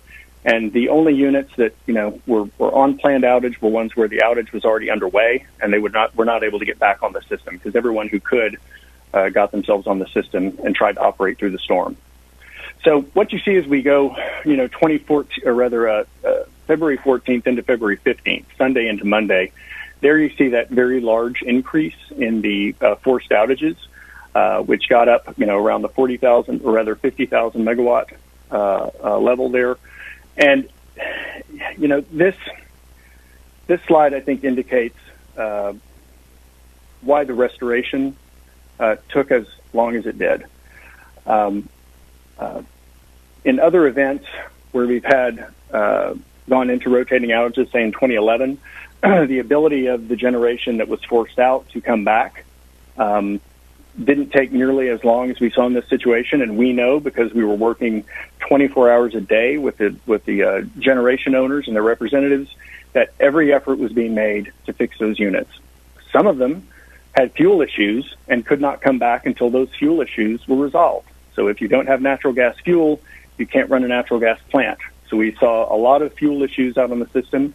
Those who had instrumentation or other equipment failures during the storm coming in, we're contending with getting their workers out there on icy roads, trying to manage fixing tube leaks and other problems at plants, in 0-degree temperatures. So the efforts were underway. Those generators were doing everything they could to get back on. But what we saw was through, the 15th, through Monday, through Tuesday, through Wednesday, we're continuing to have to manage the system with a large amount of outages because it was very challenging for generation to get those units back on. Some of them just weren't going to come on until the weather changed. For example, the solar that had icing just was not going to be able to run again until that condition resolved with the temperature increase. So this is why the restoration took as long as it did, why the number of outages had to be maintained as long as it did, because we were fighting every moment of the day to get as much generation back on the system as we could. And as you see by these little peaks and valleys, there were times where generation would come back, get back online, but would have issues and trip. There were some units that stayed on, through parts of the storm, but came off during it. So that was what we were having to manage. And as you see, as the line drifts down to the right, there on the 18th and 19th, that's when we were able to come out of the emergency conditions because as those generation outages decreased, then we were able to add more demand back on the system and still stay in the balance and stay out of a blackout. So at the peak of this event, 48.6% of the generation fleet was on outage, and that is an extraordinarily large number to try to manage when you almost half of the generation that you think is going to be available to you to manage a very difficult situation has its own difficulties and has to come off. And the way we had to manage that was with the continuation of demand reduction and outages. Any questions here? Mr. Magnus, this is Sally Talberg. I have a question about the flow of information between generators and Ercot with respect to the generators' expectations of resuming service. Can you just elaborate a little bit more, like how that works? And how that plays into kind of estimates on restoration so that the public and emergency responders have a sense of the duration of outages. Can you talk about that? Yes, the direct communications we have are between control rooms, essentially, that the control room operators in Ercot are working with their counterparts at the generation units. And we're hearing from them all the time as they're trying to get back on. They're telling us their status. But until we see the generation come back on and stay on, it's very difficult to make any predictions that are meaningful about what we're going to see on the outage side. So as we tried to communicate to the public about what we were seeing, the hardest question and the question everyone wanted answered is, when is this going to end? And the answer that we had to continue to give was, we are, fighting, and the generators are fighting to get these units back on. And as those units come back on, we can reduce the number of outages. And that, of course, was not a satisfactory answer to people who have been sitting in the cold. But that was the reality that we were facing, and we couldn't release the outages until we saw sufficient generation. So what we tried to communicate as we went through the event was, at a maximum, we had 20,000 megawatts of load shed, of demand reduction on the system. And when we had enough generation back that we felt confident we could add back and eliminate outages, we would announce that we were able to go down to, say, 18,000 megawatts on outage. We go down to 17,000 megawatts on outage. Now, with the nature of this event, there were times when either, the weather would kick up again, say in a morning ramp, or generation that had come on had other difficulties and had to come back off, and then we'd had to add the load shed back in. And so it was going up and down which was, of course, extremely unsatisfactory, but that was how we had to manage it in order to maintain the system security during the entire event. So those communications were difficult, and I think certainly the expectation folks had that we could say when this is going to end. It just really was determined by when we could get the generation and the load back in balance. Thank you. Any other questions, comments? Yeah, Chair, this is Sam Harper again, Consumer Industrial Representative. Mr. Magnus, I'm looking at that spike in the early morning of the 15th, Monday morning, and I understand generally what caused that spike, but could you help clarify with any specifics you have, whether generator by generator or cause by cause, that things that contributed to that spike Monday morning and outages? I think we saw very large generation come off. I think if Woody or Dan have any other specific details, but I think we saw some very large generation outage that we had to contend with, and I have more detail as we go into the slides on resource types and what generation we saw from them and at what times. I mean, that might be the best way to sort of show what we were seeing there. Okay, I'll wait for that. Thanks. Okay, thanks. Okay, you can go to the next slide. So this is that slide that shows the generation capacity that was out by fuel type. If you look on the key at the bottom, green is natural gas, and coal is black. You can follow the colors. Nuclear is blue.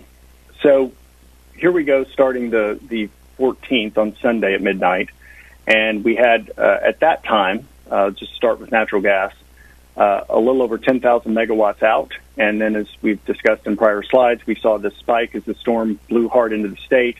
And we had, an extreme increase in natural gas outages that then hung along there around 25,000 megawatts for quite some time. On the wind, the blue line, that shows we had about 15,000 out, as we indicated earlier, going into the event, and sort of up and down on those outages through the event. There was wind power on the system. I think there were days where it was better and worse. Some of the days, we didn't have real high expectations for the number of megawatts we would see from wind in a winter condition like this. But some of the days we got about what we would have expected in normal conditions, and other days I think we saw less, but that tracks those outages there. The black line lower, the coal outages, you see not as high in the beginning, but they really got higher as the conditions remained in effect, and the storm continued to hit Texas all these several days, and sort of those spiked and, I shouldn't say spiked, but stayed at their highest level, through the 16th into the 17th, and then we saw them ramp down as we got through the week.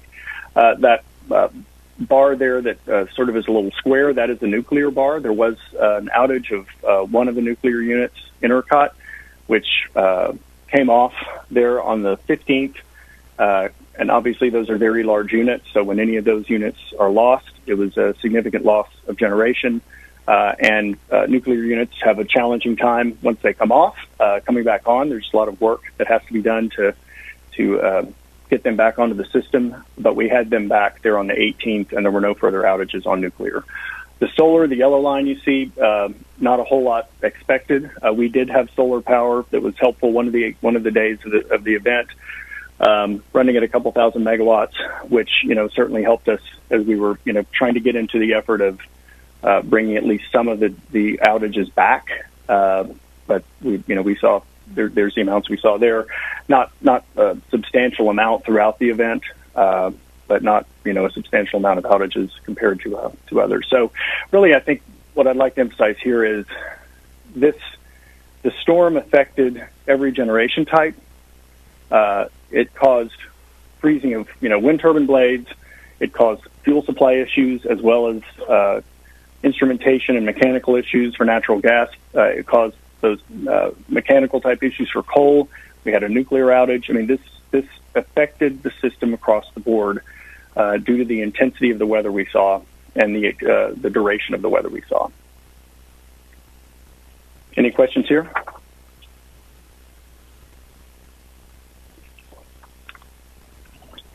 Okay, let's go to the next slide, please. So here we're taking a look at the available generation and the estimated load if we had not done load shed. So what we're trying to indicate here is what we had, and since the load shed reduced the demand, it's going to obviously reduce your peak. So, we don't think we saw the absolute peaks that this winter storm would have brought to us because we had to do the load shed. So after the event, we did a backcast. That is looking at what we anticipated load would have been given the weather and other conditions facing the system. And as you can see in that dotted bar there, that the peaks that we would have anticipated, those are in some instances as high as or higher than the all-time summer peak of 74,820.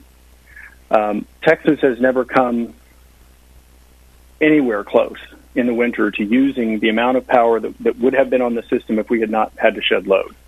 And, basically, when you have that green bar of generation at the level it was and an anticipated demand where it was, that's basically the amount of load that we could not shed, that we could not serve without additional generation on the system.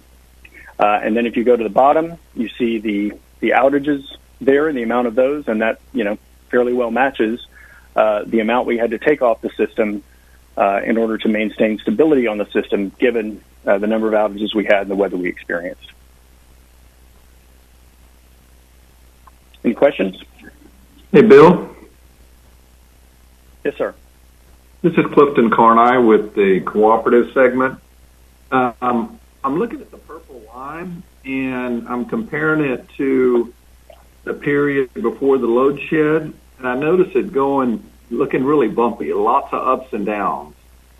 And I know this is kind of a backcast, but wouldn't you normally expect the load during a cold weather event, given that everybody across the state's running their heaters, to be less bumpy than that? Well, I think I have to say it still indicates, the sort of two-hump peak that we have during those winter days, where you see it go up in the morning and then sort of flatten a bit and go back up in the evening, back up in the morning, and so we still, I think, saw that characteristic as we backcast. So that, I think that certainly made a difference in keeping it from just sort of being a flat line. Okay. All right. Thank you. Any other questions or comments? Great, thanks. Next slide. So here we just identify some key events that were going on through the week. The effort, if you can summarize it in one way, would be to continue to work with the generation resources to do everything they could do to bring them online so we could reduce outages. That was the activity that the operators across the system were taking all week. Lots of problems identified and created. There was a lot of work done by the State Operations Center, by Chairman Walker, by many others to address issues that arose, whether around fuel supply, specific instances where there were special challenges that needed to be addressed. So a tremendous amount of activity by so many people, but just wanted to highlight a few things here. More than 16,500 control room calls with generators and transmission owners. On a normal week, we'd have about 5,000. So this is just, as you can see, and it should have been, consistent, constant communication amongst the people who are in the field and in the control room working these issues. We had coordinating calls between transmission owners and operations management multiple times daily, kind of drilling into the particular days. On Monday, we saw, up to an additional 24,000 megawatts of net generation unavailable to the extreme weather. The loss of generation got up to 52,277 megawatts. That's, as I said before, approximately 48.6% of the available generation. and 20,000 megawatts of peak load shed on Monday. As I've mentioned, we saw limited gas availability for our gas-fired power plants and issues that were sustained around that.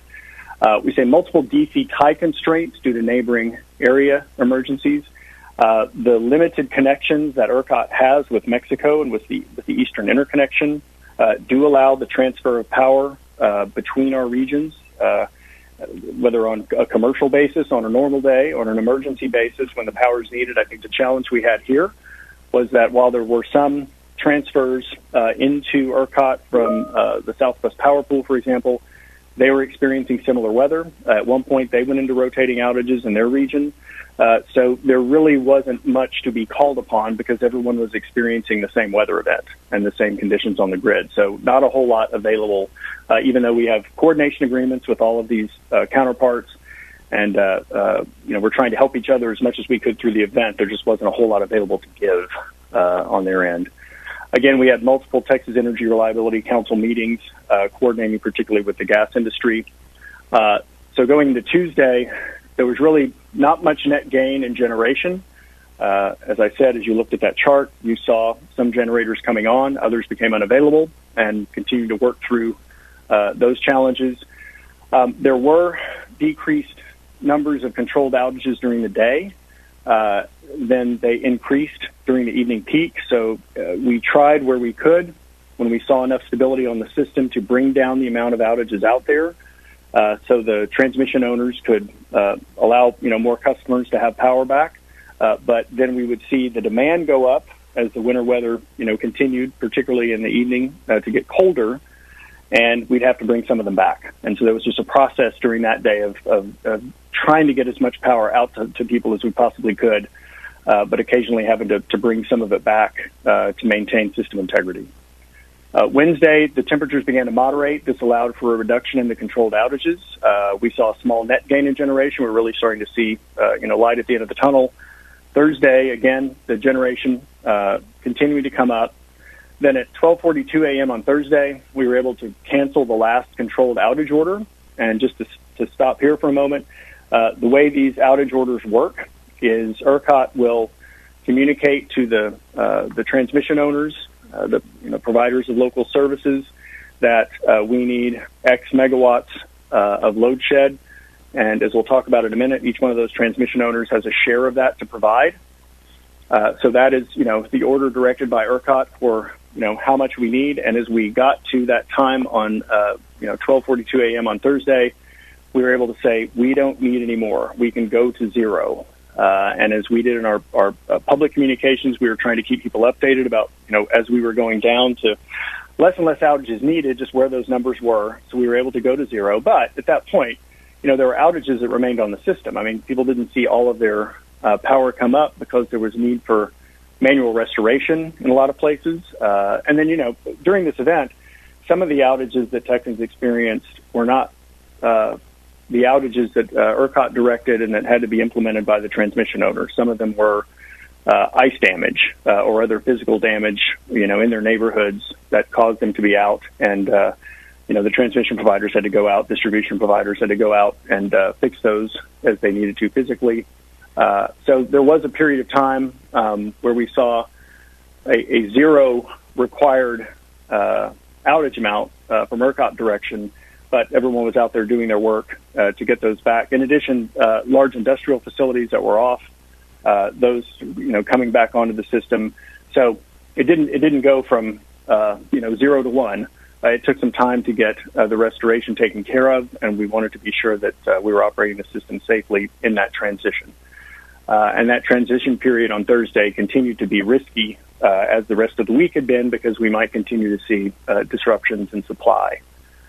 So Friday, around 9 a.m., we went out of emergency alert level 3. That's the orders for rotating outages. That's where those come in.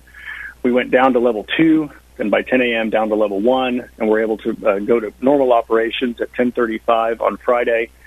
We have been in normal operations both on the grid and in the markets since that time.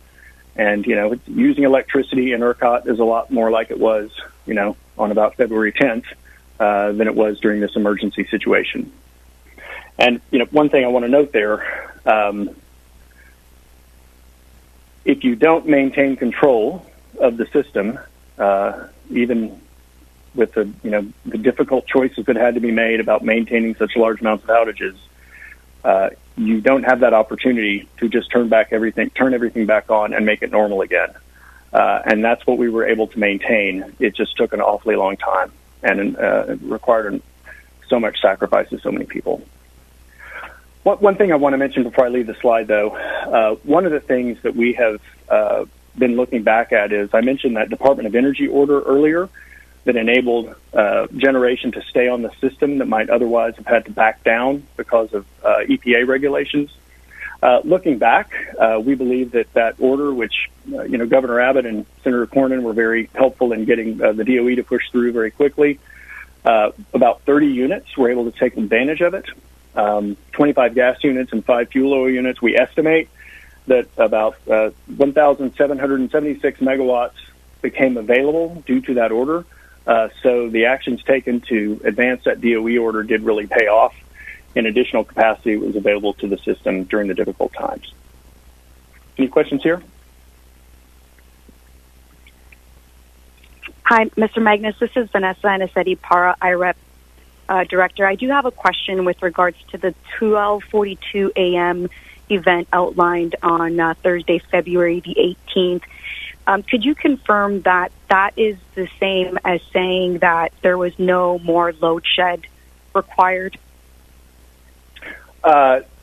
We did not send additional load shed orders, but we remained in EEA 3 because we believed that we were still in a transitional condition. There was still significant weather. There was still an opportunity that we would backslide and get back into outages. And once we got to that ability to say we had zero, we were very determined to stay at zero and allow the transmission owners to do the work they needed to do. So outages were still in effect because the power was not back on for people. So during that time, that transitional sort of runway back to normal was really critical to our progress in getting out of the event altogether. Okay, thank you. If there's no other questions here, then I want to address a few issues that have come up as everyone has discussed what we saw last week, and obviously many issues ought to be discussed, need to be discussed. I think will be certainly as the legislature takes up this issue. And I just wanted to highlight a few that have come up the most and give you a sense of where we are on those. So if you go to the next slide, weatherization has been mentioned quite a bit, and just to sort of, again, level set where things stand on weatherization, at least in ERCOT's role and participation in it. Generation owners and operators aren't required to implement a minimum weatherization standard or perform exhaustive reviews every winter of vulnerability. No entity, whether PUC or ERCOT, has the rules in place to enforce compliance with weatherization plans. It is in the interests of generators who want to be running, especially when our market provides high prices for their performance during scarcity, to undertake those activities. But I just note, I think there's been a lot of discussion about whether there are mandatory standards, and at this time they're not. In 2011, in response to the event then, the PUC did amend its rules and on weatherization and the submission of weatherization plans, and authorized ERCOT to conduct site visits to review compliance with weatherization plans that were filed with the PUC. We have been doing spot checks ever since then that review weatherization plans. We go out to plant sites, verifying the personnel are following the plan. If we have recommendations based on whether the PUC requirements, lessons learned from other areas or other events, we work with the generation owners to inform and educate and try to understand what they're doing out there and suggest those best practices. In addition, we review detailed plant records and look at those as part of our spot checks and make suggestions, make recommendations. But really the only entity that can confirm a plant is fully weatherized to any particular standard, and that standard may vary depending on where you are in the country and what's necessary. Are the owners and operators of the plants that have to go out there and do that physical work. In addition, we hold a workshop every year with the Texas Reliability Entity on weatherization ahead of the winter with generation owners, reviewing lessons learned, things that folks are seeing out on the system, changes, new technologies that are available, and that forum is conducted each year as we go into the winter season. I want to look at the comparisons to February 2011. If you go to the next slide, the last time we had any rotating outages on the Ercot system. Hey, Mr. Magnus, I just want to jump in with one question on this one on weatherization. So the 80 per year, that's units out of like 680 total units? Yes. Ercot? Okay, and then who decides that sampling approach? Like the number? The Ercot, sure.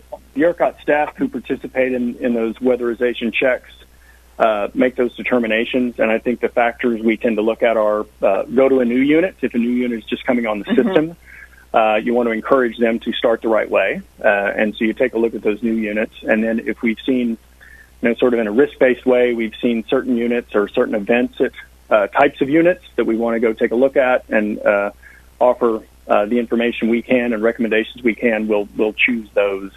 So it's really more of a risk-based. Where are we going to do the most good with the checks that we can undertake each year? And I really accentuate, these are not inspections. There's not, we don't have regulatory authority to, issue fines or levy penalties around this issue. So it really is a way to collaborate with the industry to work on weatherization and ensure they're doing what they need to do. But if, they're not mandatory standards at this point. Okay, thank you. Any other questions on this? Comments? All right, thanks. You proceed. All right, next slide.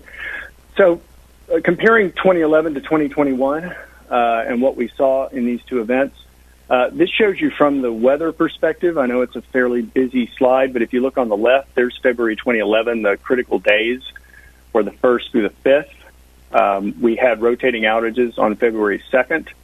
And so you can see there we just picked DFW area, Austin and Houston, and you see the temperatures were in the 20s down. Sort of the lowest we saw was in the DFW area at 13 degrees.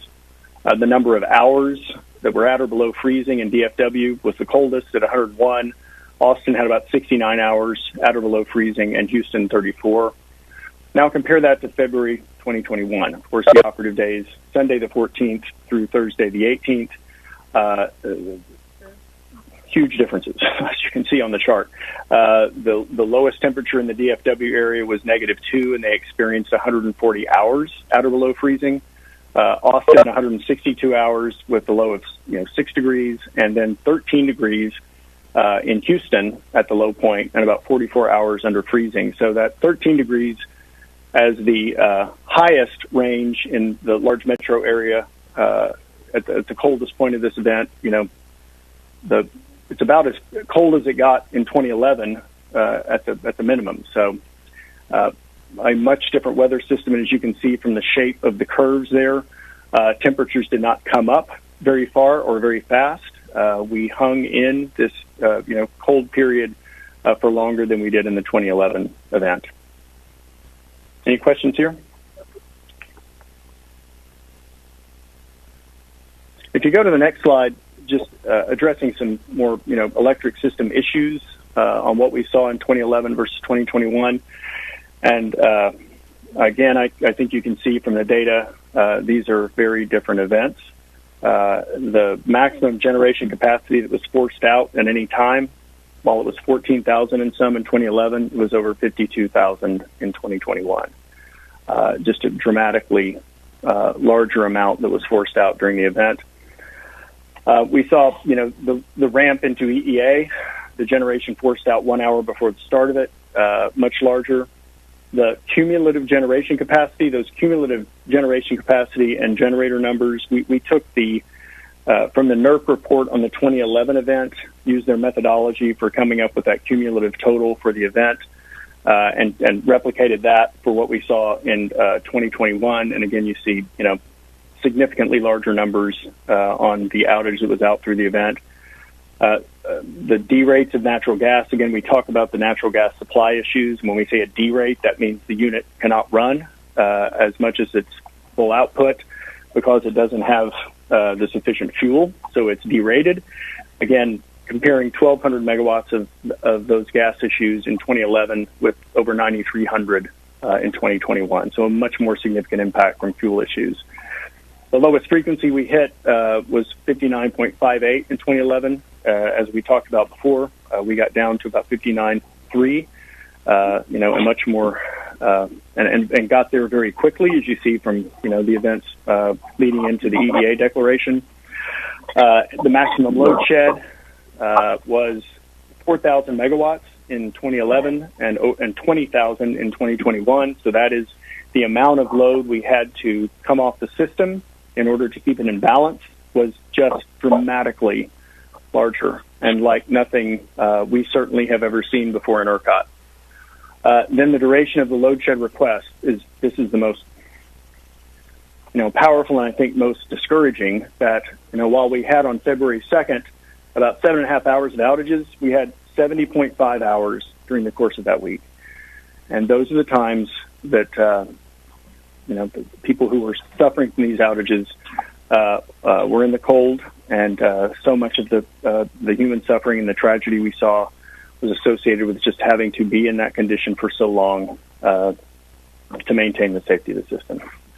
And then our estimated peak load, you see, if we hadn't done load shed, 59,000 in 2011, and over 76,000 we believe we would have seen if we hadn't done load shed. That is higher than the all-time summer peak in Texas. This was an extraordinary event. Any questions? Bill, this is Clifton Carnine. Yes, sir. I'm with the electric cooperative segment again. So a lot of scary numbers on this slide, in particular peak load going from 59 to 76. So that shows the tremendous growth we've had in the state since 2011. But when you combine that with the cumulative gas deration due to supply issues from 1,200 to 9,300, that's another 8,000 megawatts. Can you describe what you're hearing from the various market participants? Was it well freeze-offs, getting their transportation cut, just couldn't find the gas? That really jumps out at me. Yeah, Clifton, I guess I'd have to say we heard all of the above, and we're going to get, more detail on the conditions the generators face from the request for information we put out as we continue to do the post-event analysis. But, just as I was asking as we were in the event, how much of this is supply, how much of this is, instrumentation or other equipment type issues, and at times it seemed about 50-50. Not a scientific number, but, it was just a whole lot of supply issues, and we were hearing about freeze-offs. We were hearing about transportation, both for gas, pipelines. We also heard about transportation for fuel oil coming in because of the conditions on the roads. I think we'll find that all of those conditions played a significant role in keeping the natural gas units from being able to run at full capacity due to fuel. Any other questions? Bill, this is Jackie Sargent again with the health segment. Yes. And, as I look at these numbers and I, think about the modeling and reporting that Ercot does, as we continue to experience hotter summers and colder winters, I think that we are going to need to consider some extreme cases, because what we saw went well beyond anything in the SARA report that was done and came out for this winter season. And I am concerned that for planning purposes, making sure that market participants have the best information to be able to support the system and take care of our customers who were so badly harmed through this event, that we're really going to have to take a deeper look at how we do those assessments and how we consider this extreme weather and take that into account going forward. Yeah, Jackie, the short answer is I totally agree. I think, we try to we do create extreme scenarios in our seasonal assessments that look at, here's what we're expecting based on anticipated weather, and we're always doing that weather forecast ahead. So while Chris Coleman can tell us in November, expect a large storm, it doesn't get down to the level of specificity of when you're close to the event. But we look at what we expect. We look at, what if we lose a lot of wind generation? What if we lose? What if we have extreme load and losses of generation? But you're absolutely right. I mean, we saw something here that outstripped any extreme scenario. And I think the challenge with these forward-looking assessments always is you want to provide market participants and the public generally a realistic picture. So you don't want to predict something that's so far out that it's not taken seriously. But this is the kind of event that moves the goalposts, number one, so that we have to know that we could see another February 2021 event when we look at extremes, even though this, as you can see in this chart, as extreme, way past extreme from looking at the past. And I think that notion of finding ways to model those extremes that take into account things we continue to see is just something we're going to have to look at to continue to provide the best information possible that's meaningful to the challenge we're facing. This is Sally Talberg. I feel like so far what I've seen of this slide deck, this slide 19 is just really staggering. And I appreciate the context from the 2011 event. I'm sure it took a lot to kind of pull all this together. But, I do think it underscores Ms. Sargent's point about extremes and the modeling. And Texas is not alone in this regard. We found in Michigan with negative 40-degree polar vortex conditions and a massive gas storage facility that caught on fire, that all the models across both gas and electricity and the assumptions need to be recalibrated. And I could see, Ercot leading in this because you have these extreme weather conditions. Any other comments or questions? Sally, this is Peter Crampton, Independent Director, and I'd just like to echo the importance of forecasting going forward. And I know this has been an important initiative in ERCOT for the last couple of years to beef up the forecasting efforts of, with the introduction of more renewables. And looking forward, forecasting is going to be absolutely critical to the market participants meeting the supply and demand challenges. Well, and to put that in a little bit of context, traditionally, you did load forecasting. You looked at weather, you looked at economic conditions, you looked as far out as you were going to look in that particular forecast to estimate what you'd see on the demand side. And you didn't forecast generation. You didn't forecast supply because, you turn power plants on and you turn them off and you move them up and down as needed to meet the demand. The emergence of intermittent resources, wind and solar in particular, as Peter says, we have had to be a leader in working with vendors and doing a lot of work ourselves to develop wind forecasts that can look historically and give us a sense of what we should see, what times a day, because the way the wind blows, varies tremendously. It varies geographically. It varies certainly in different weather conditions. And to start to understand those patterns so that we can understand what we're seeing and how to predict it, particularly in the shorter term when it's going to be critical to keeping the system in balance. Same thing with solar, and we've taken those efforts there.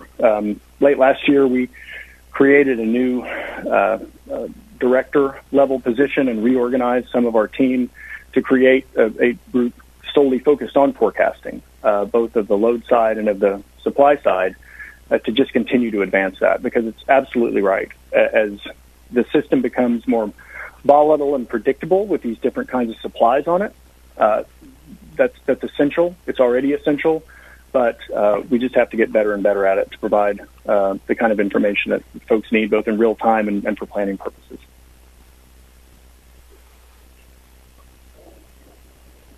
If there are no other questions here, on the next slide, we really take it. I'm sorry, go ahead. Yeah, Sally, or Bill, this is Mark Carpenter, Investor-Owned Utility Group.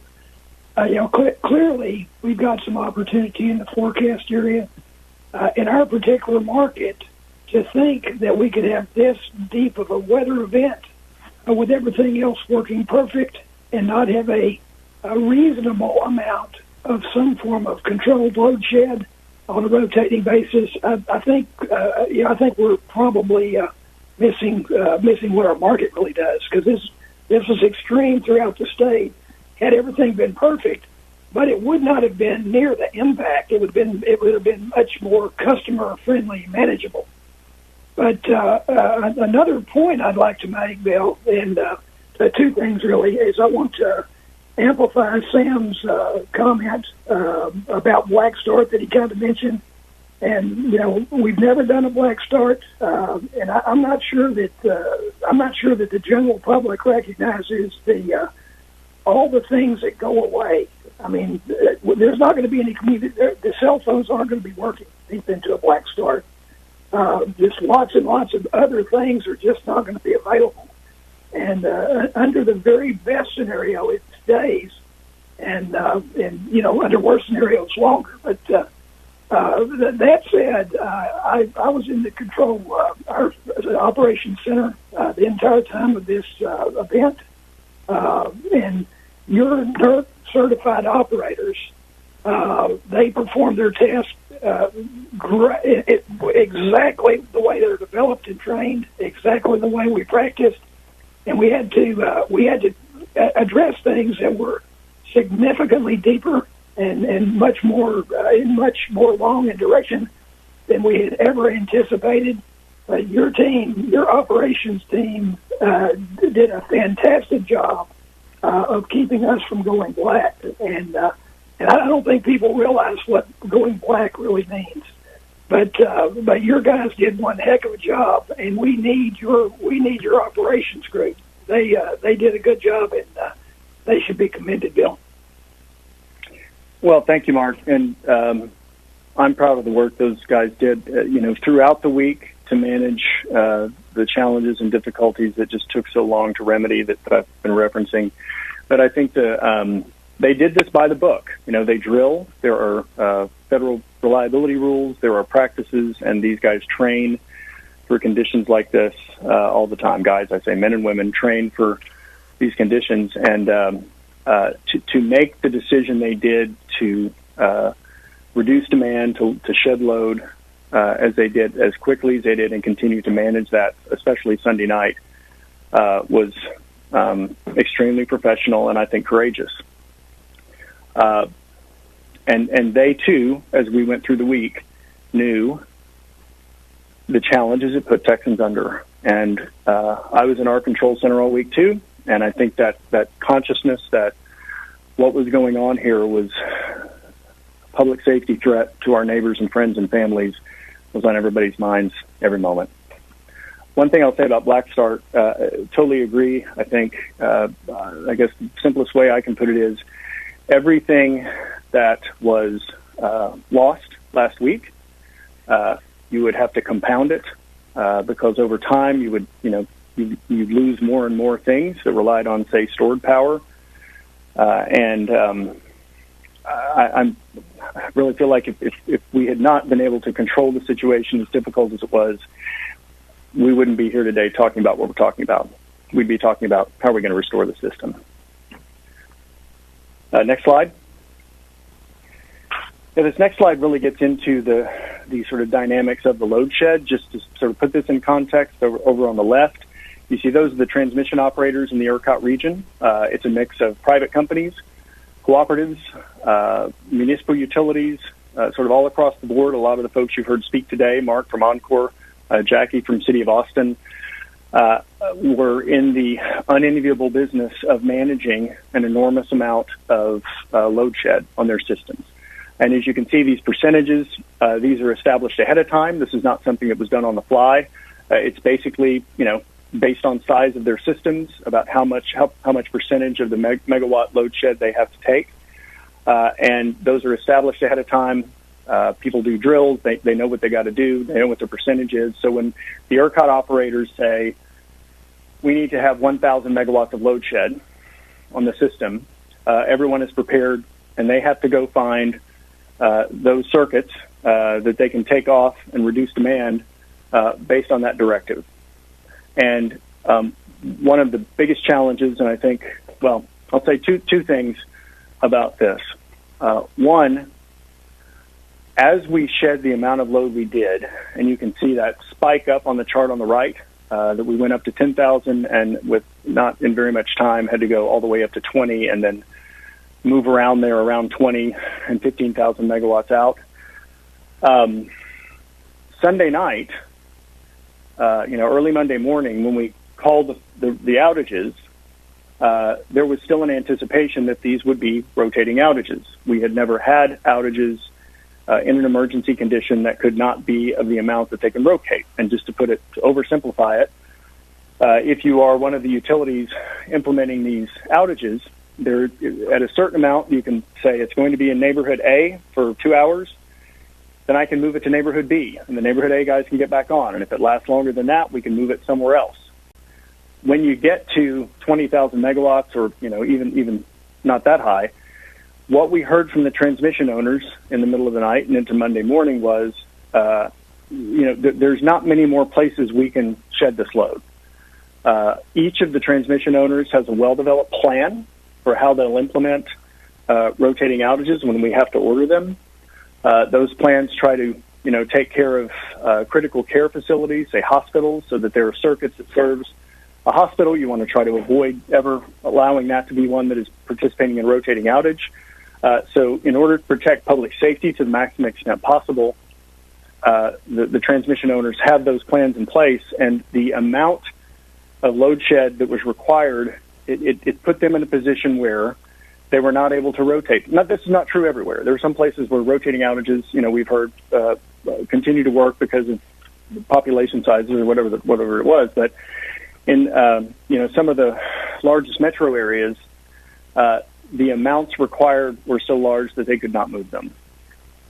And not being able to move them meant that for this period on that right side, when we had a lot of load shed, some customers were stuck in that load shed for the entire time.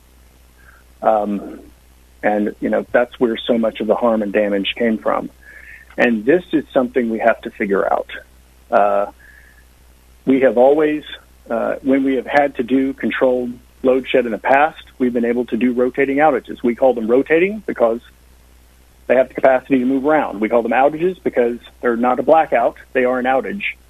It was very challenging for us, and I think we have to look back and reflect and do better in the way we were communicating as we went out of the middle of the night Monday and into the day Monday, and began to realize with our interactions with the transmission owners that they were not going to be able to rotate these effectively in a lot of places. And all of the language we use, all the messaging we've used through the years, when we talk about EEA3, when we talk about emergency load shed, we talk about rotating outages. And now we are trying to turn on a dime and say, well, okay, we see they're not rotating. These are controlled outages.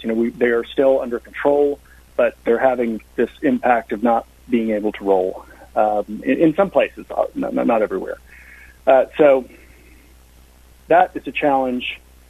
Not just a challenge for the transmission owners. It's a challenge for all of us in the industry because, last week and today, we don't have an effective way to get the transmission owners out of that box if we have to require that much load shed for a long period of time. So that's one of the issues we've certainly identified to work on.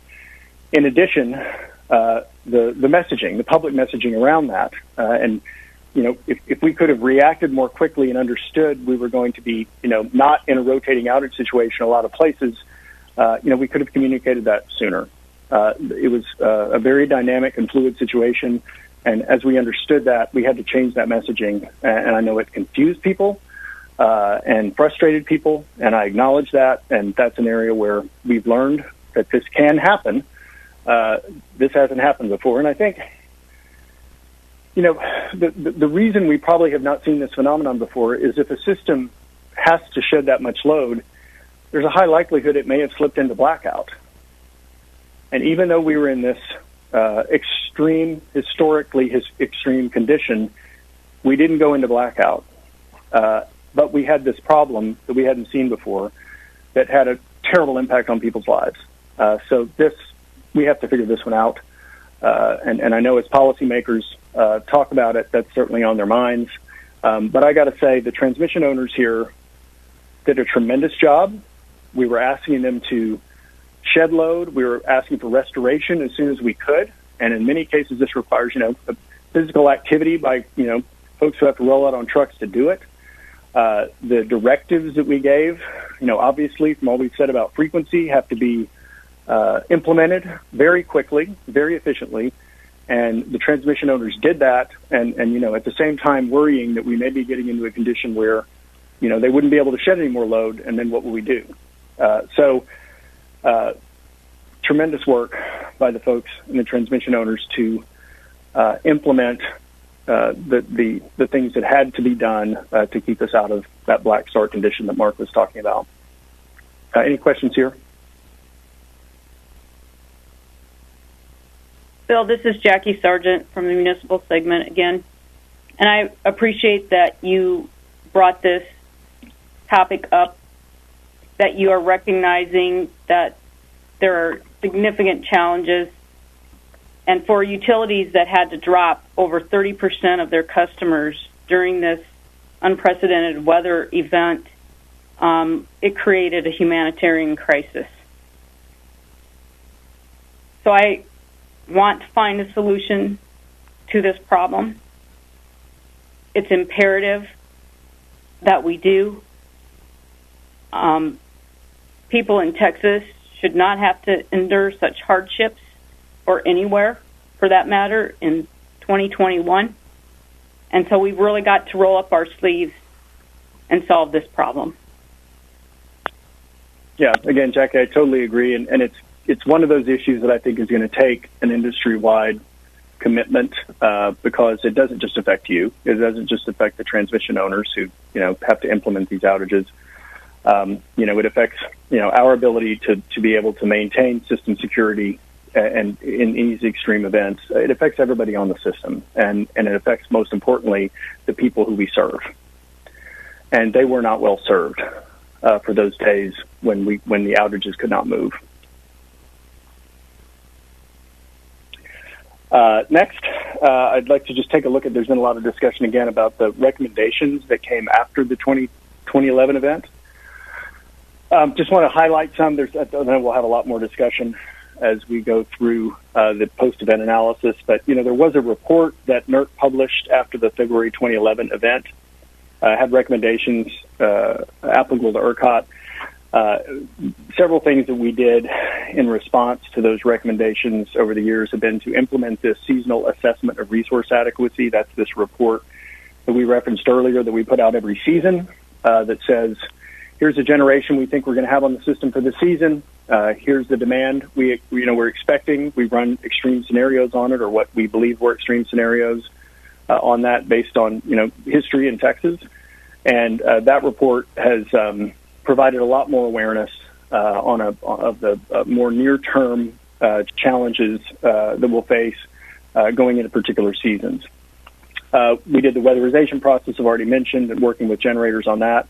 We added some additional staff in our control room, a shift engineer who can be right there on site 24 hours a day with our operators to run studies that are needed, to look at various conditions on the transmission system as we're operating it, and maintain margins for safety as events occur every single day on the grid.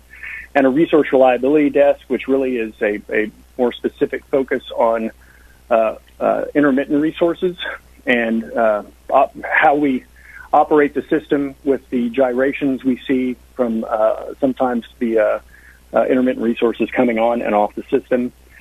We modified our ancillary services procurement so we can go out and get more ancillary services when we anticipate severe weather. On the gas coordination issues that certainly were noted in 2011, we initiated a gas electric working group, just a group of industry participants in Ercot who we try to convene meetings with gas suppliers and the electric companies to discuss issues, particularly around gas supply. We don't have any, sort of enforcement or regulatory authority there, but thought it was important to convene those meetings and establish better contacts between the two industries where we could. We modified a survey that we send to natural gas generators each year that collects fuel switching capability. In preparation for winter, fuel switching, basically some units are able to go from gas to oil or oil to gas, and that can be very important if you have gas supply issues in the winter. And so we ask the gas generators each year going into winter how they're situated as far as being able to manage that. Then we changed rules recently, just a couple years ago, on withdrawing approved resource outages or generation outages if we see severe weather. This time, as I mentioned earlier, we saw just about everything that could come back seemed to come back and try to participate in the market to serve during the storm. So there was we didn't really have, there was maybe 50 megawatts that could have been procured, but not a material amount that we needed to ask people to cancel or postpone those outages, which is very disruptive for the generators. And we had to have a situation like this, I guess in March of year before last. It was disruptive, but we used that authority, and then we've gone through and sort of made that process more formal so we can use it in the future. And this isn't all the recommendations. This is highlights of some of the major things we feel like we undertook. I know we'll be discussing recommendations either legislature or elsewhere, but I just wanted to highlight these. Any questions here? Okay, if we go to the next slide, I think as you can see, I really tried to focus on the grid event and the emergency event and the outcomes. Obviously, in Ercot, pricing, since we run an energy-only market, is always critical to the functioning of the market and to the provision of reliability. We have scarcity pricing that when we are in an emergency, we essentially take to its cap, so that generators have every incentive to be there. I think the pricing this time was further, was I think more imperative because of the complicated situation with gas prices. As gas prices shot up and the supply picture changed so dramatically for generators that they could not rely on the scarcity pricing mechanism to recover those costs and their other costs, it may have been a much more difficult situation. The commission stepped in early in the event and took an action to make clear that the prices should stay at $9,000 while we're in the EEA status, and that was helpful and I think productive for sending the right signals to keep as much generation on the system as we possibly could. But of course, this did have dramatic impacts on the average real-time or system-wide pricing, as you can see on the box or on the left or on the right. Average prices over $6,000 for the entire period. Compare those to where we were this year in January, $21 a year ago in February, $18 and $17. So obviously, a lot of economic consequences that come with the market and scarcity pricing. Carrie Bivens, our independent market monitor, is lined up, I think, to speak to you in a few minutes. So I think I'm going to leave the pricing and market implications for Carrie for the moment. So we're going to discuss financial impacts after I finish speaking. We have our CFO, Sean Taylor, and our Vice President of Commercial Operations, Kanano Gelman, lined up to speak to you about where we stand with the response on the economic issues that have come out of the grid issues. So if we could go to the next slide. One last topic. I know Chairman Talberg sent a letter to the board asking us to cover specific topics, and we've endeavored to cover all those in this presentation. The last was to look at hedging by market participants, the risk mitigation measures that they took going in. And, we have limited visibility into hedging outside of the markets, that we're operating. and there are commodities exchanges and bilateral contracts that ERCOT doesn't have visibility to, and I don't know that we need to, those private market transactions. But with the information we do have available, the level of energy hedging by the load-serving entities, those, whether retail electric providers, municipals, co-ops who serve customers, varied from fairly long hedges to fairly short relative to the physical load. You could also, this maybe varying by operating day, even for the same entity, depending on what their strategies were for risk mitigation going into this winter. Those positions could have been affected by load reductions from the load shed, from other losses of load, as well as through loss of generation or deratings that did not allow units to run as they expected when setting hedges. So a lot of factors there, but we certainly were seeing hedging activity, but don't have full visibility to the full extent of it. And I think as we continue through the analysis of the event, I think the board can learn more about that market response as we go through. Any questions on this item or further comment? I know you're almost done, Bill. This is Nick Fehrenbach, consumer board member. I realize that we don't have complete visibility into the hedging, but Bill, can you give us sort of an idea of magnitude? We know that the generation online during the peak event was in the 50 megawatt range, but do we know how much energy was actually traded through the real-time market, and what percentage of that total online generation was somehow procured through, whether it was day ahead or bilateral contracts? I'm not concerned how, but when we had the real-time market at that $9,000 a megawatt, do we know what percentage of the energy was actually trading through the spot market? I don't have that percentage data in front of me, Nick, to pass along to you. I'm about to pass along the mic here to Kanan and Sean, and if they have any insights on that, I'd ask them to address that question directly as they begin their presentation. So I'll ask them to handle that one.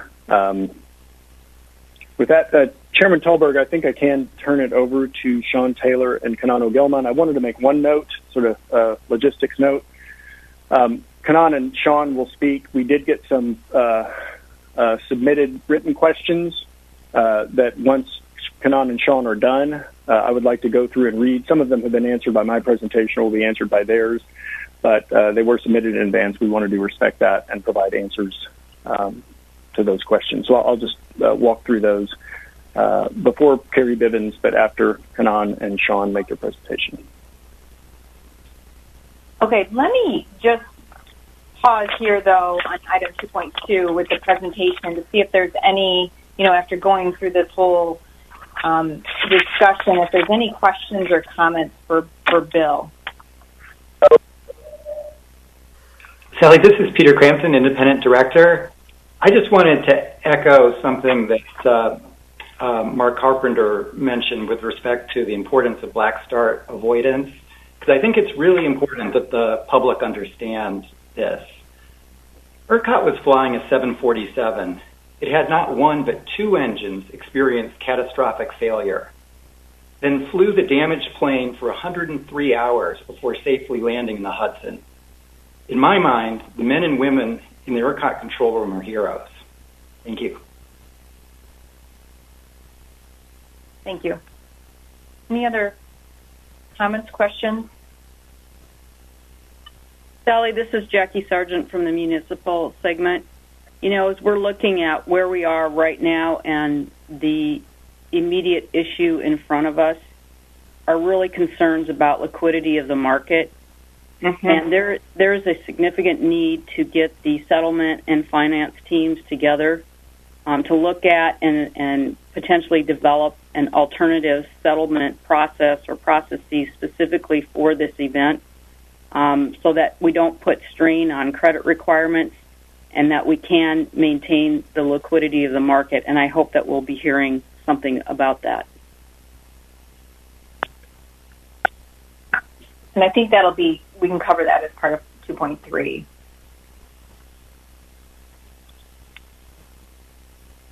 Anything else? Thank you. Yeah, Chair.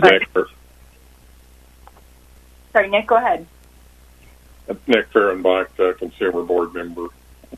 Just for Bill, I want to sort of confirm what I believe I heard in your presentation, and I think it would be helpful to clarify maybe some for the public that's listening into this meeting. Ercot sort of manages and controls the transmission grid, but Ercot does not have visibility into the individual distribution networks.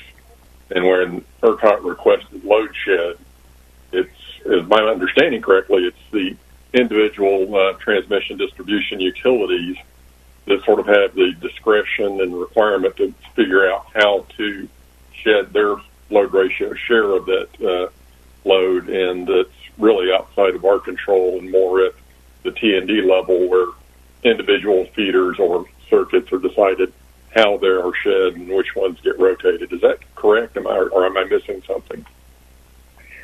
No, Nick, it's correct. I mean, our role is to be observing and, maintaining the security of the entire Ercot grid. And when we see that on a system-wide basis, not on a local basis, sometimes you have outages on a local basis for various reasons that the local utility manages. But when we have to do this system-wide, basically statewide in Ercot, directive of load shed, we, as I was saying earlier on the slide, we communicate that through established processes to the transmission owners. They receive those instructions, and they have plans in place that I'm sure they all drill on and review regularly about how that load shed can be implemented in their local area. We wouldn't presume to know the local conditions on their distribution systems, and that we trust them and they deliver on that. But yes, it's their plans that dictate how they have to manage those situations when we tell them that we need them. Hi, Bill. This is.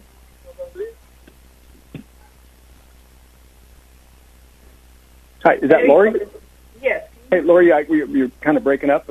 Okay. You could start again. Thank you. Closer to my computer here. This is Lori Cubos. I'm representative of the segment for the residential and small commercial consumers. And you described this earlier, and kind of, sort of spinning off of what you described or how you answered just now. Ercot conducts or issues out load shed instructions to the various utilities based on load ratio share. And you may have explained this earlier, but for the public's benefit, can you explain a little bit about what that actually means, and maybe give some comparisons so that the public out there can understand how that's done, and whether or not, if you can shed a little bit of light on this, are there utilities out there that have different customer class profiles that may have been impacted differently with those directions from Ercot? Yeah, Laurie, I think those plans are, established and maintained by the transmission owners, and as we've talked about, have certain restrictions on what they can do for critical carry areas or other things. And again, I wouldn't presume to speak to how those are implemented. We rely on them to implement the plans they have in place and drill on, and they did that. And they, brought load back when we were able to bring load back. Beyond that, it's not an issue I can address from the Ercot perspective because, we hand it off to those partners and they carry that ball.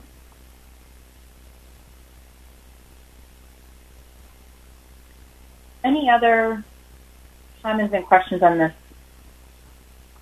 Yeah, Chair, this is Sam Harper, Consumer Industrial Representative again. I'm very curious, Bill, and we may learn more about this in the coming days, but we're just trying to understand how much of the outages were related to winterization, instrumentation, mechanical issues at a generator, and how much in megawatts or duration was related to gas supply. So I'm curious for anything you have to say about that now, and I think you've already touched on it, but anything else you could say about that now, and absent that, I'll wait for more information in the coming days. Yeah, Sam, I can't give you any percentage breakdown. just anecdotally, as we were in the event, we were hearing about lots of supply issues. And again, I don't know the exact number. I think as we get these requests for information in from generators for post-event analysis, we'll have more real data, because they're the ones who experienced this and had to manage the problem through the week. So I think we really have to wait that information, which I'm sure they're developing, and look at it then. All right, last call. Okay, thank you. This is really a chance just to hear what happened and begin the conversation. But I think, there'll be further work ahead in terms of defining the board's role and some further inquiries.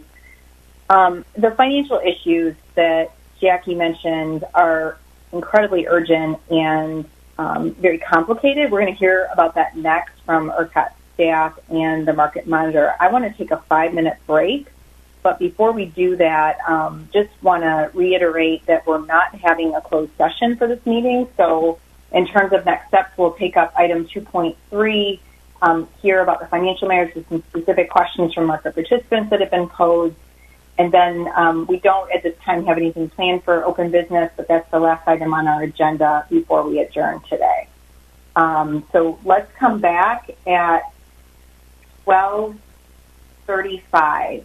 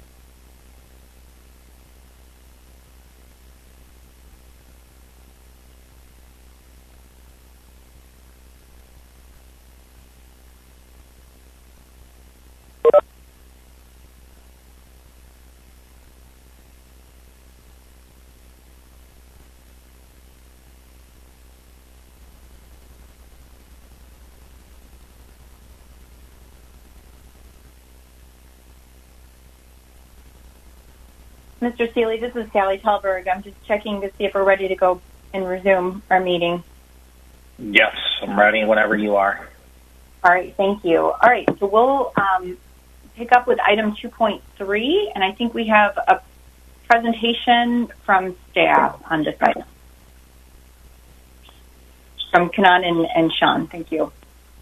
Hello, this is Kanan Agelman, Vice President of Commercial Operations. I'm going to go first, and Sean's going to follow up. My presentation is verbal, as the facts around this issue are very fluid.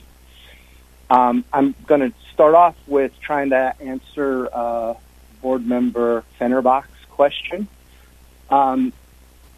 So he had asked kind of if we had any indication of hedging and that type of activity.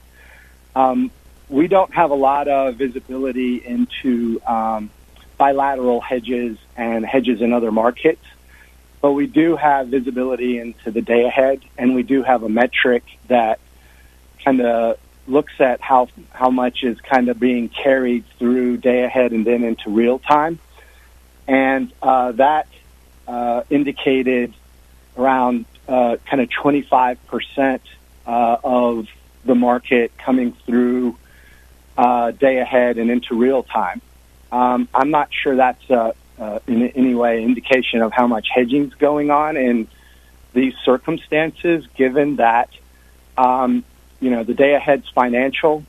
It is about trying to get certainty around what units are going to be running, and that question is answered in the circumstances that transpired last week.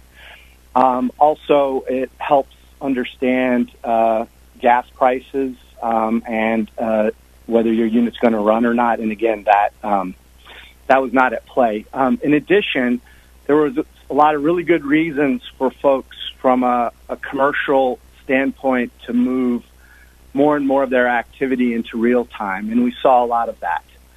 So I don't have any percentage numbers or anything beyond that. We are certainly happy to go get those numbers, but let me pause and see if anybody would like to follow up with me on that question. Kanan, this is Peter Crampton, Independent Director. As you know, hedging is critically important for the successful operation of the market, and in particular, it enables the market participants to manage risk.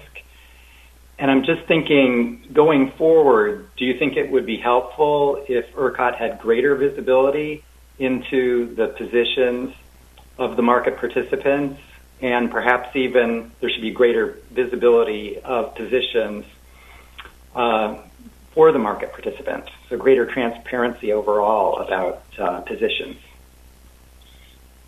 I mean, from this event's viewpoint, additional transparency, I think, is extremely beneficial. However, in day-to-day or normal operations, some of that can, for lack of a better way to describe it, undermine negotiation positions or other. So I guess my short answer to you is, from the perspective of this event, there's definitely benefit. Thank you.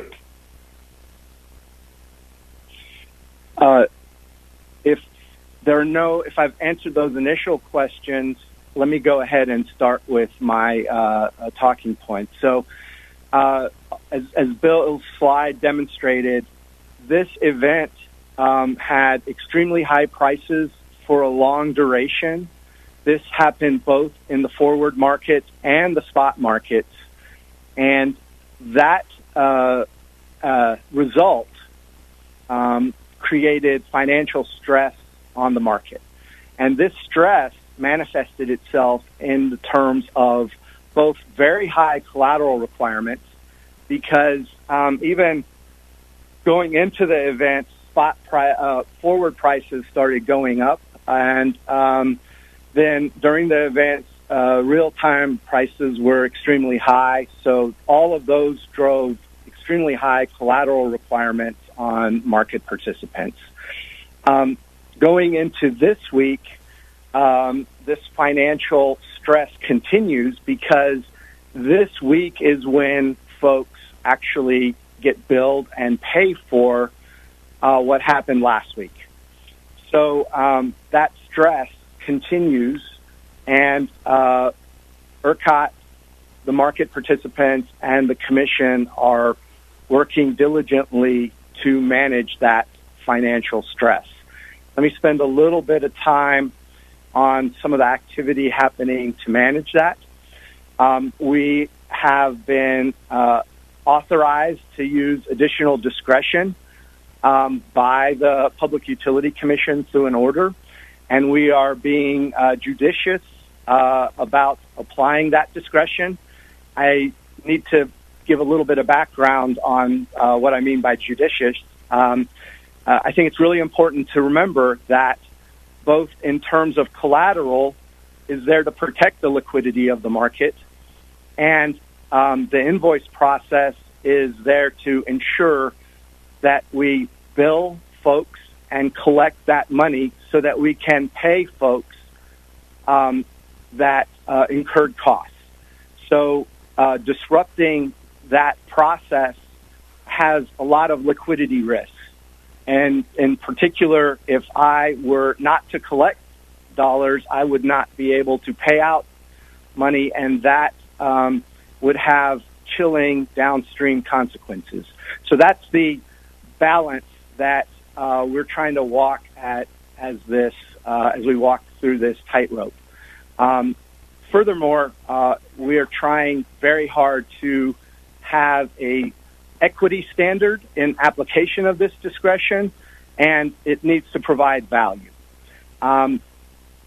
With that said, I thought Board Member Sargent's comments are very welcome. We are more than happy to discuss and develop alternative processes where applicable and possibly where they need to be implemented in very short order. Let me pause there and see if there's any questions on what I've said so far.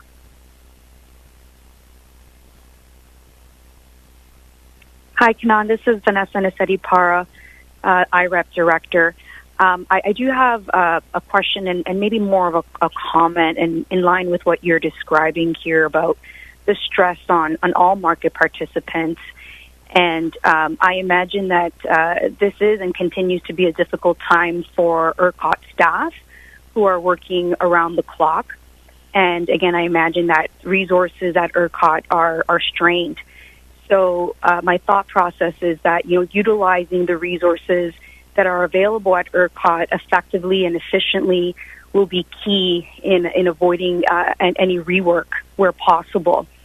And so my question is whether Ercot has considered an automatic suspension of everything, essentially just hit the pause button on the financial impact, essentially, and the settlement and the collateral calls based on prices, taking a look at the period beginning February 14th and ending 21st, and just allowing the suspension.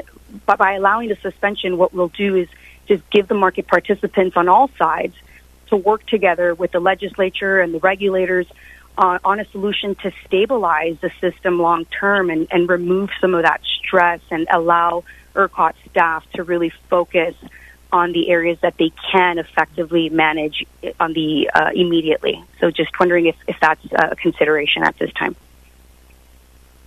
So that actually is and was a consideration, and it did happen on Monday. There were certainly benefits to that, but there are consequences to any pause. And I think it's important to understand that there's a train of dominoes essentially that flow through Ercot, but into both other markets like ICE and bilaterals as well.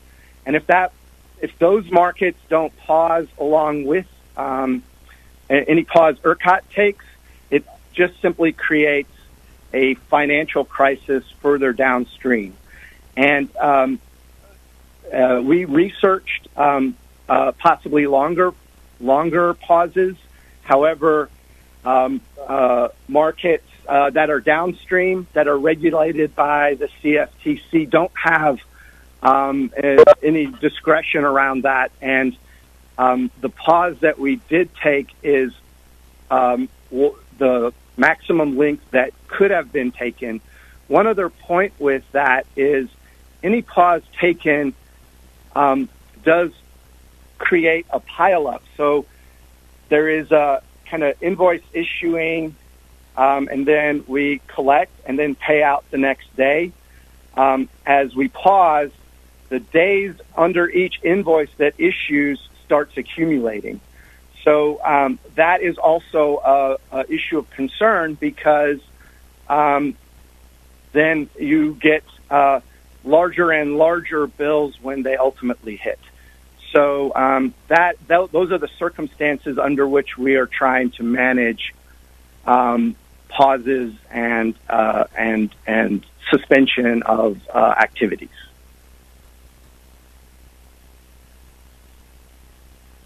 Thank you, Kanan. This is Jackie Sargent, Municipal Segment Rep. I appreciate that you're looking at the potential unintended consequences because those are very real and those markets are interconnected. And so making sure that all of that consideration is taken into account is imperative and extremely important. Right now, is Ercot collateralized at the level that's necessary to keep Ercot liquid throughout the settlement process? So I'm going to let Sean answer that, and I can supplement.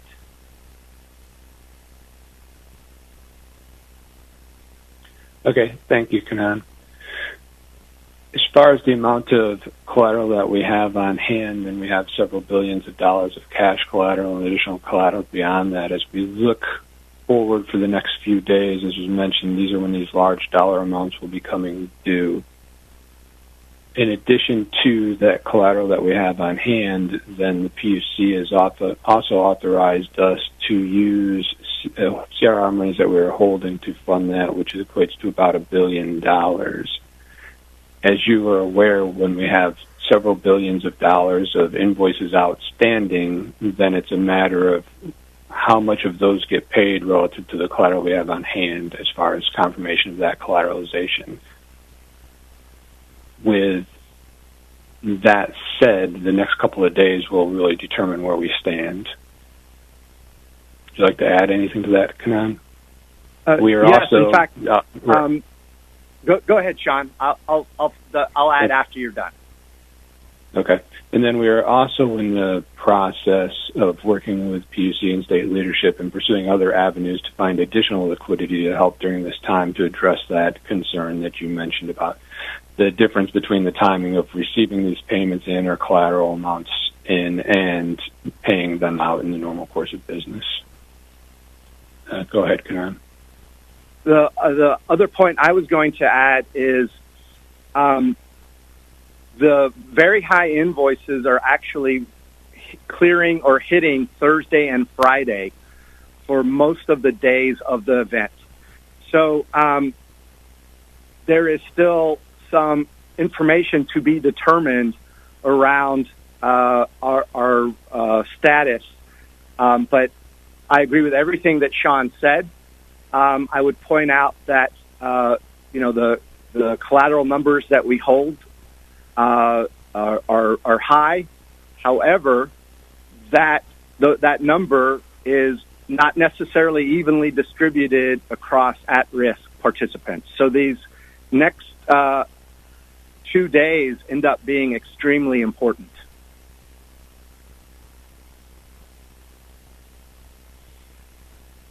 And that concludes my part of the presentation, and I can hand it over to Sean. But let me pause first and see if there are any follow-up questions. Yeah. Hi, Kanan. This is Sam Harper, Industrial Consumer Rep.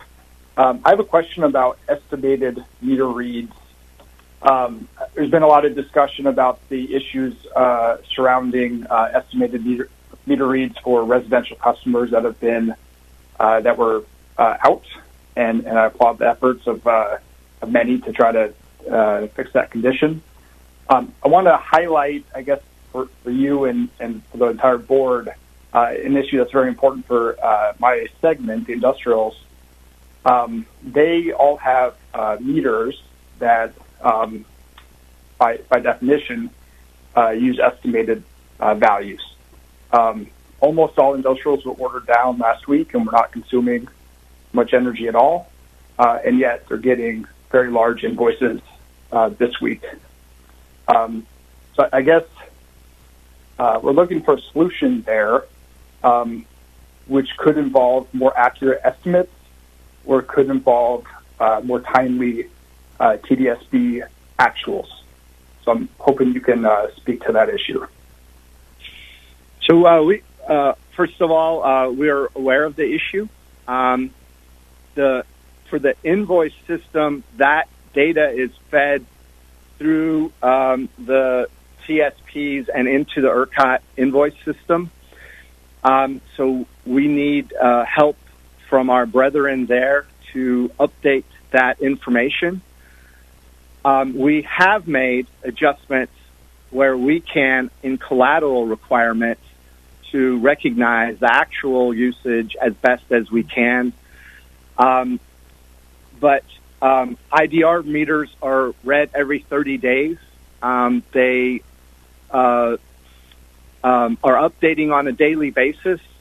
We are prepared to resettle once better data comes in, and we're exploring other avenues as well on this topic. Okay, I appreciate the efforts, and I encourage cooperation to get this fixed. I mean, at the end of the day, industrial companies important to the state are getting very, very large invoices for energy that they did not consume. So we need to find a solution here. I understand. Kanan, this is Lori Cobos, representative for the residential and small commercial segment. For the benefit of the public that's listening to our meeting today, who may not be familiar with liquidity, financial, and collateral requirements in Ercot, can you please explain how these issues could potentially impact residential and small commercial consumers in our state? Certainly. We are handling transactions from a multitude of businesses of different type and caliber across the electricity market in Ercot. And just like any business can come under duress and leave markets, that can happen in our market as well. And to protect folks from not getting paid if that were to be to happen, we have collateral requirements. And so we try and look at the activity of individual entities. These are both all the types of entities that we have in the Ercot market. We look at their activity and assign collateral requirements to them in alignment with their activity and the pricing under which that activity is happening. So that is the collateral is a protection against the unfortunate circumstances where a business may no longer be able to function. In electricity, though, if I fail to pay a resource, that could lead to them being unable to buy or function as well, which would damage not just the relationship between the defaulting entity and the generator, but everybody else also. So we have a backstop mechanism where if there's not enough payment, we will pay the resource for the power that it's generated, and then follow up and charge everybody else in the market for that if we cannot collect enough sufficient revenues to cover that default through collateral and other legal means.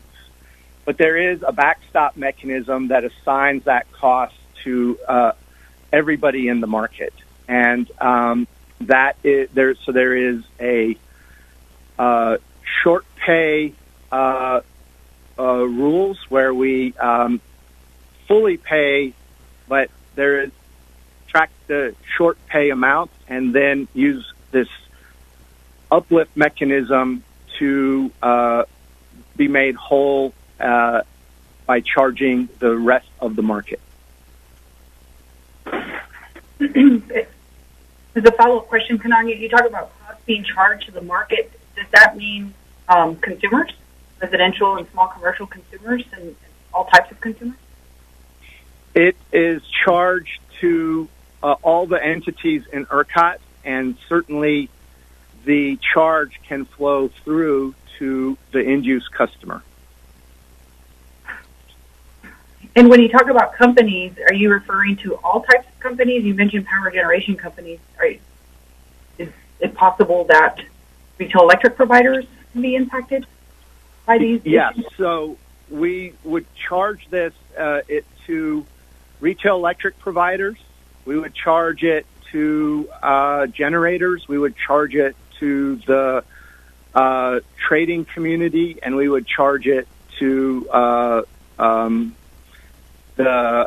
based on their market position, and there's some netting that happens. So I don't charge, say, a generator and load company, both of those. I charge them the higher of the two. That type of netting happens.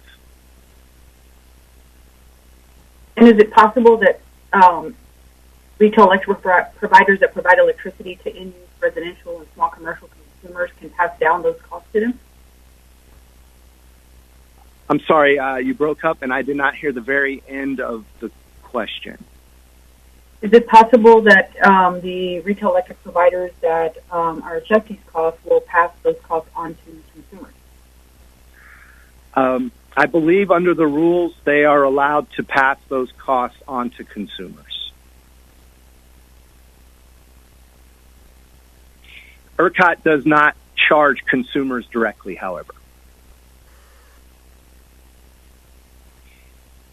And I need to emphasize that that charge is not to reps exclusively, but would be incurred by all load-serving entities.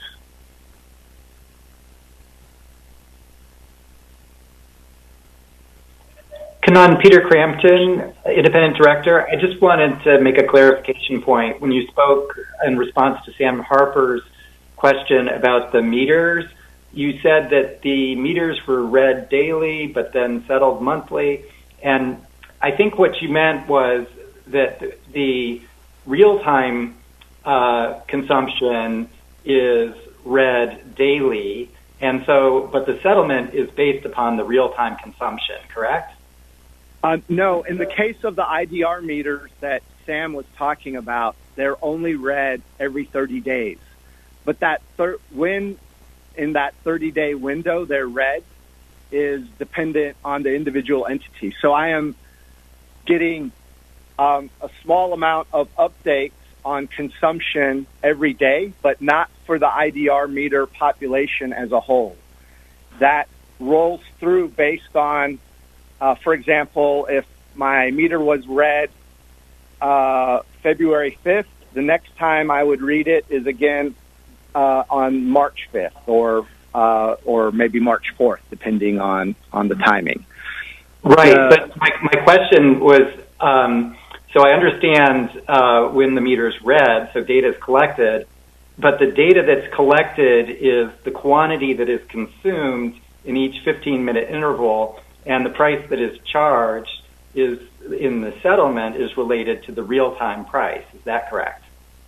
That's correct. But Sam's challenge is that if I don't have data to populate that with, I use an estimated amount based on historical, and that estimated amount does not reflect the conditions of last week.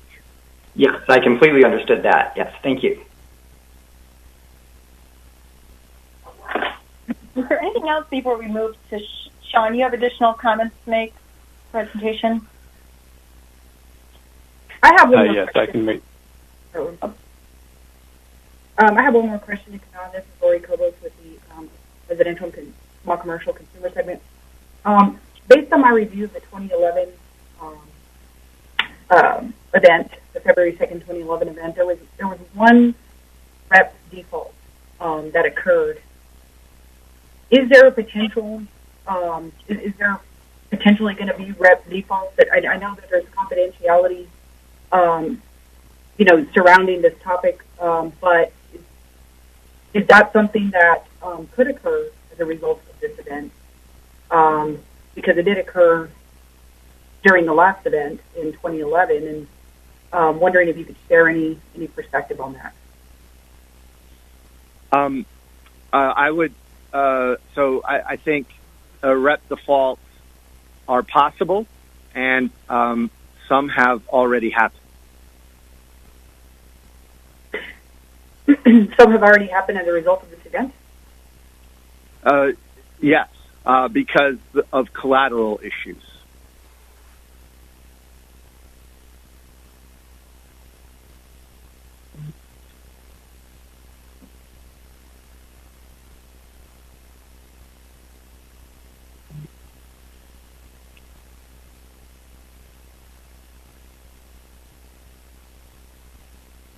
All right, anything else on that? This is Keith Emery, representing the independent power marketer segment. Just as a final kind of teeing off of Sam's question and Kanan, your response, I understand the issue with IDR meters. I think it's significant. I believe I remember from previous working group meetings that represents about a third of the total ERCOT load in a month. What does ERCOT believe it has the tools and the cooperation it needs to have these meters, have extraordinary actions taken to read these meters, perhaps during this, to mitigate this liquidity issue on a perhaps even daily basis? Because it sounds like this is a system of reading, not individuals reading meters. It's just that it's programmed to read once a month. And so I just want to make sure that we're asking the question that to make sure ERCOT has the tools or the permissions or the directives it needs so that can get fixed and resettled as quickly as possible. Thank you.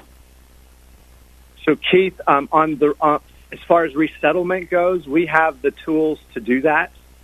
But relative to a particular invoice date, that is unclear if we can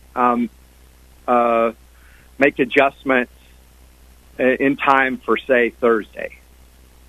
We're still trying to work through that. Okay, just want to make sure that in these times that I know that, and kudos to those that facilitated getting the residential and small commercial smart meters reread over the weekend. Seems like similar extraordinary actions would be needed here.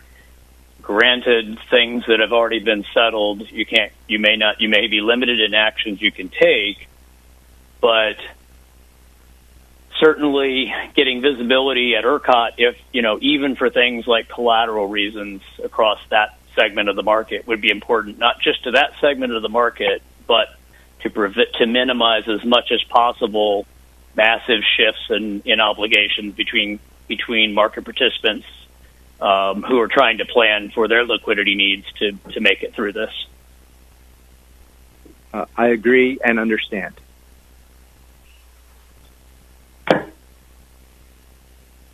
This is Sam Harper with Industrial Timber Segment. I appreciate the interest and attention to this matter. And Keith, I appreciate kind of putting it in context that we're talking about something like a third of the market paying a week of $9,000 prices when largely that simply does not reflect their consumption. So thank you to the attention to this matter as quickly as possible. It is really a big deal. Thank you. This is Lori Cobos, the Residential and Small Commercial Consumer Segment Director. I echo Keith's comments earlier about more transparency in the collateral credit requirement process. But as a follow-up to my prior question, Kanan, just for the benefit of the public that may be listening, can you please describe what happens if a consumer's retail electric provider defaults? What are the impacts to the end-use customer? What happens next? So there are a couple of paths. The defaulting entity may sell their book and be acquired by someone else, and that could be limited only to their customers or to their entire obligation. In that instance, the customer ends up moving from one provider to the other. There's also a possibility that they could exit without making such arrangements. In that instance, there is a backstop provider called the provider of last resort, and the customers would move to that provider of last resort. In all those instances, there is a risk of short pay that you had been asking about before, just depending on what type of collateral was posted and how fast we could access it.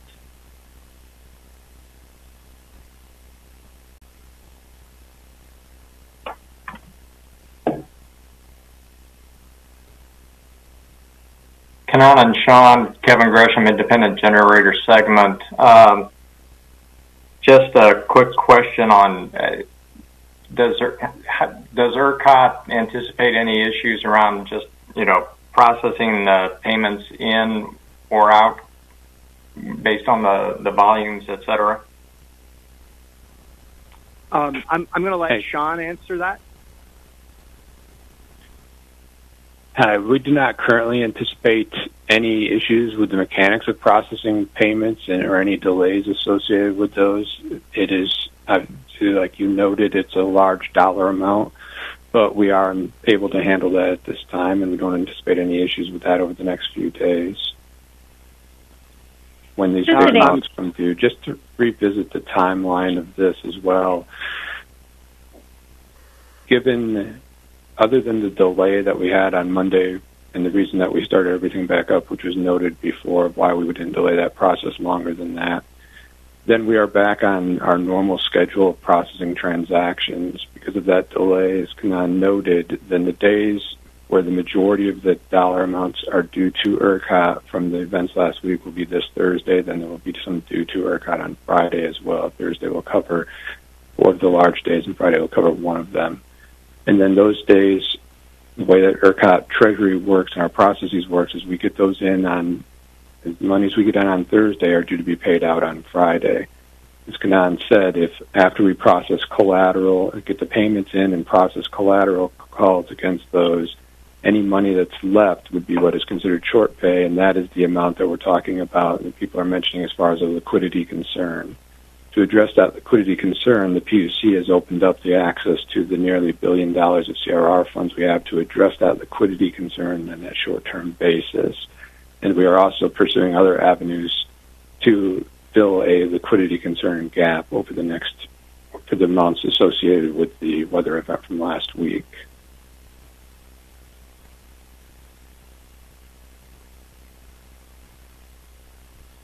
Okay, thank you. You're welcome. Sean, were you going to have additional comments to make at this time?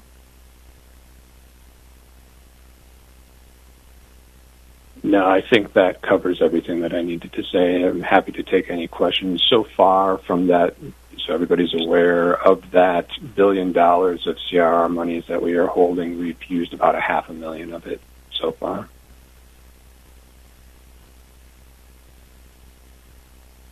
Any questions or comments for Sean or Kanan before we move to the market monitor report?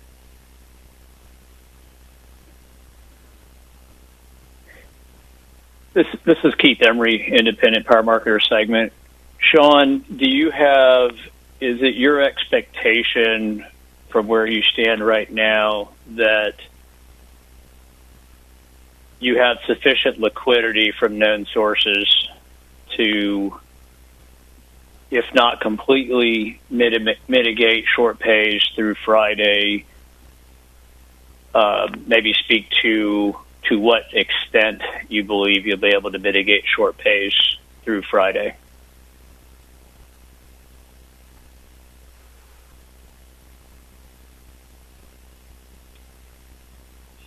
For mitigating them for the actual payments going out on Friday, because of the timing associated for that one-day turnaround, we're really going to need to wait and see how much money comes in on Thursday, and because the accounts for approximately 4 days, those are very large bills on that day. So I don't have a solid answer for that at this time as far as what that immediate impact would be for that one-day turnaround. Then we start talking about if it takes, how much time beyond that does it take to turn that around. Thank you, Sean. Keep that sitting on it. We do have, as Kanan mentioned, we do have a significant amount of collateral on hand relative to that, and then we do anticipate the major players paying the money that they owe us as well, and that mitigates a lot of that concern if those two things happen, in addition to our access of the CRR funds. But I do not have a defined number. Okay. Thank you, Sean. You're welcome. Okay, I don't want to cut off conversation, but I know there's a lot of issues for you all to be working through, and I'm wondering if we can turn now to Carrie Bivens for her presentation. She does have a couple slides, as I understand. Chairman Tolberg, this is Bill Magnus. Yep. I think I had noted there were some written questions we'd received. I've been ticking them off as we went through, but there were just a few that were not answered in my presentation or by Sean and Kanan. If I could, before Carrie does her presentation, if I could just run through those quickly, and then we will have answered all the written questions. If you prefer to do it after Carrie, that's fine. Okay, if we could go with the two of the ones that we had written remaining. Were any market participants sent settlement statements on Monday, February 22nd? We're not aware of any settlement statements that went out on Monday the 22nd.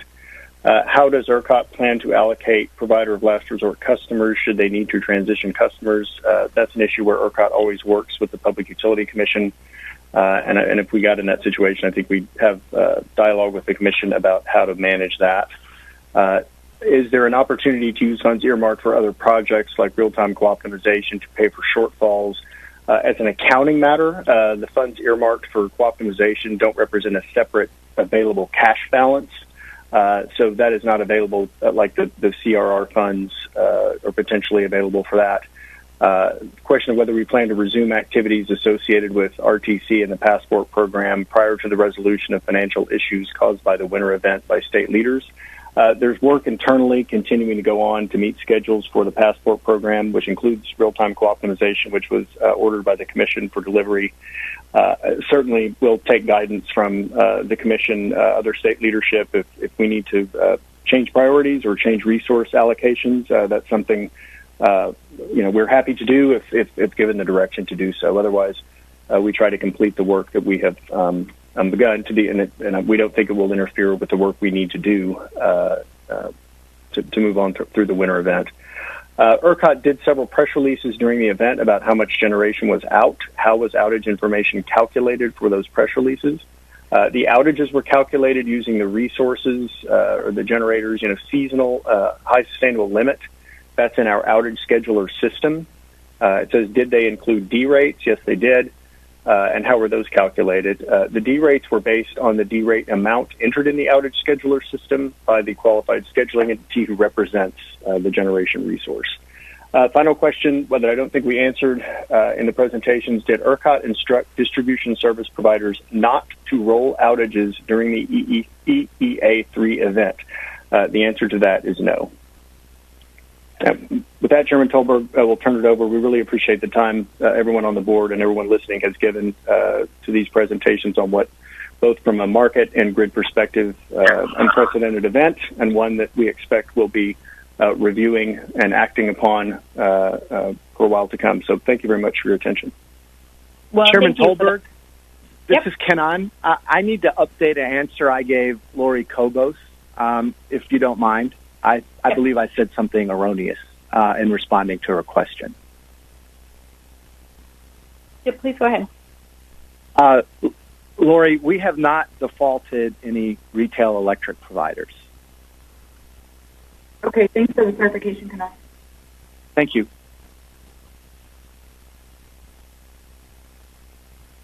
All right. Ms. Bivens, are you ready to go? Yes, I am. Here. Hey, my name is Carrie Bivens. Good afternoon. I'm with Potomac Economics, which is the Ercot Independent Market Monitor. And I will be brief. I have two charts to share that I thought might provide some useful visualization as we look at the pricing part of this event. Next slide, please. So there was a lot going on, and I thought it would be helpful to see how the prices lined up with certain reliability events. So this chart shows the real-time prices and the PRC. So let me explain both of those. PRC is the physical responsive capability. It's a representation of the amount of frequency responsive capability that's online. And that means it's what can move in response to a unit trip in order to recover frequency on the system. So that's a reliability signal. It's not an input into the market, but it gives you an idea of where things stand from one of the metrics that the reliability folks are looking at. So on the 14th of February in the late evening, we had the first $9,000 interval of the market event prior to the EEA. So that represented declining reserves and a tightening and the scarcity conditions that existed on the system. On the 15th in the morning were the EEAs, the EEA3 firm load shed. You can see that after the EEA3 firm load shed, it's a little bit difficult, but the prices went down, and that happens in response to the actions that Ercot is taking to resolve the reliability problems on the system. And so when load is is taken off, a firm load shed event, taking load off of the system, then it can cause impacts to the pricing. So we saw throughout the 15th that at times the prices decreased. And again, sorry, let me explain the prices. I called it here total price. It's a simplification. It is the total system price. It's the price that comes out of the market that is needed to meet supply and demand on a system-wide basis. So it does not take into account any sort of locational differences. And you add to that the online ORDC adder, operating reserve demand curve adder, and also add on the reliability deployment price adder. So those three components make up what I'm calling total price. So late on the 15th, there was a manual offset entered to ensure pricing to be at the value of lost load, which is $9,000, and as a result of commission order. So vol pricing is needed there to ensure that all the incentives point towards having every effort to be online and generating. The market signals should always support the reliability needs. And so to the extent that there was firm load shed, and the probability of firm load shed at that point is 1, then the value of lost load should be setting the price at $9,000. Moving into the 16th, in the middle of the day, 1745, the peaker net margin hit $315,000. That's the threshold amount that ordinarily would trigger a change to the offer cap. The commission order put a stay on the change to the offer cap, and so that trigger did not change the cap at that time. The fuel prices were very high, the gas prices in particular, and this metric is calculated off of those gas prices. And if the offer cap had been changed to the triggered amount, what we call the quote unquote low cap, it would be either $2,000 the maximum of $2,000 or 50 times that gas price. So on this day, without that commission order, the offer cap could have been over $18,000 because of that very high gas price. To put that into context, the gas price changed a lot throughout this event. It was the highest on the 15th and the 16th, but even the average over between the 14th and the 19th total was 100 times the typical price or the price that we've seen recently. It was extraordinarily high and higher than any price we'd ever seen. Moving into the 17th was the recall instruction for firm load shed. And on the 19th was the last $9,000 interval. The manual offset was removed and the EEA3 ended. Any questions on this slide?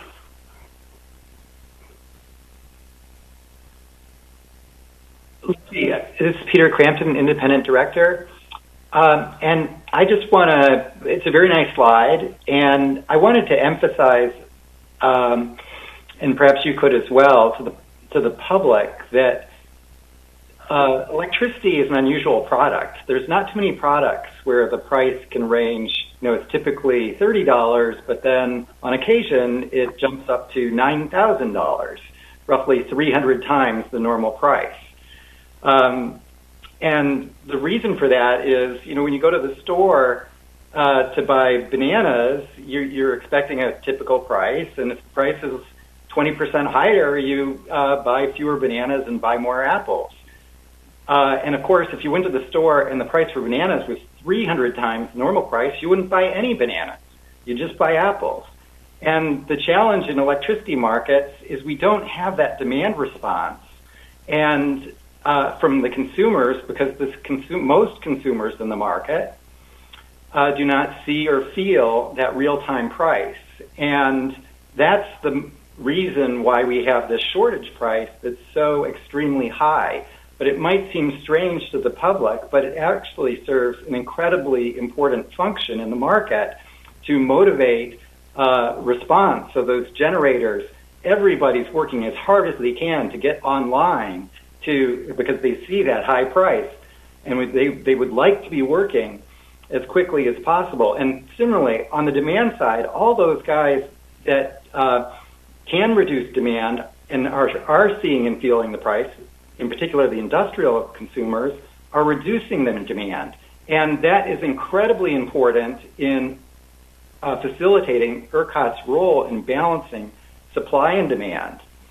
But my question for you that perhaps you could shed a little bit of light on is that it's not just this short-run response that's important for this shortage pricing. It provides a critical role in the investment incentives to build the generation that the Texans need. And I think that is something that's lost on the public. Anyway, if you could comment a little bit more on why this pricing is important for long-run investment, I think that would be helpful. Absolutely, and those were good examples. So at the extent of getting too technical, Ercot has an energy-only market design, which means you just pay for, essentially the marginal cost of generators at any given time. You're not necessarily paying for those capital costs for those generators through any sort of separate market mechanism, such as a capacity market. And the design is such that when there are scarcity events, and everybody needs to be responding, number one, or those that are able to can be reducing load, like the industrial customers, to avoid that price.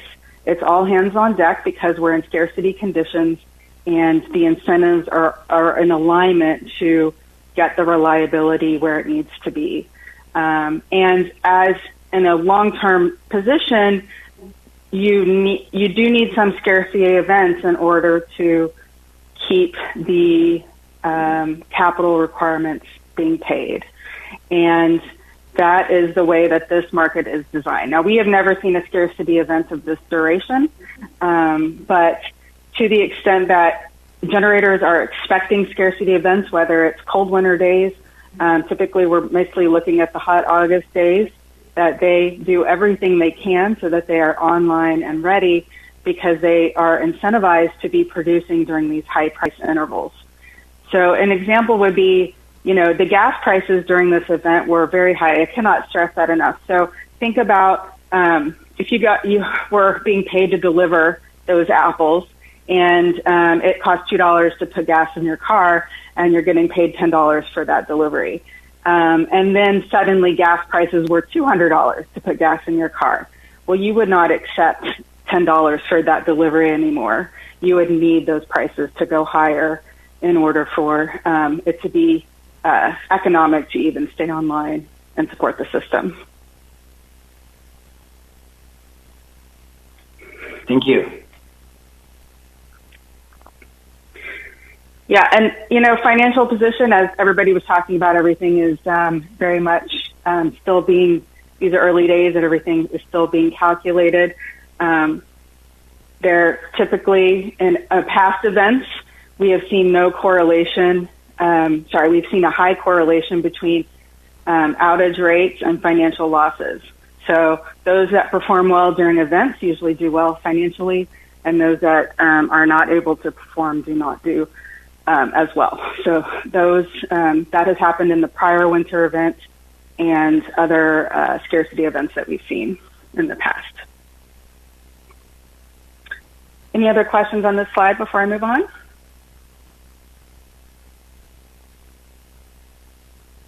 Okay, next slide, please. I'll also talk about the day-ahead prices.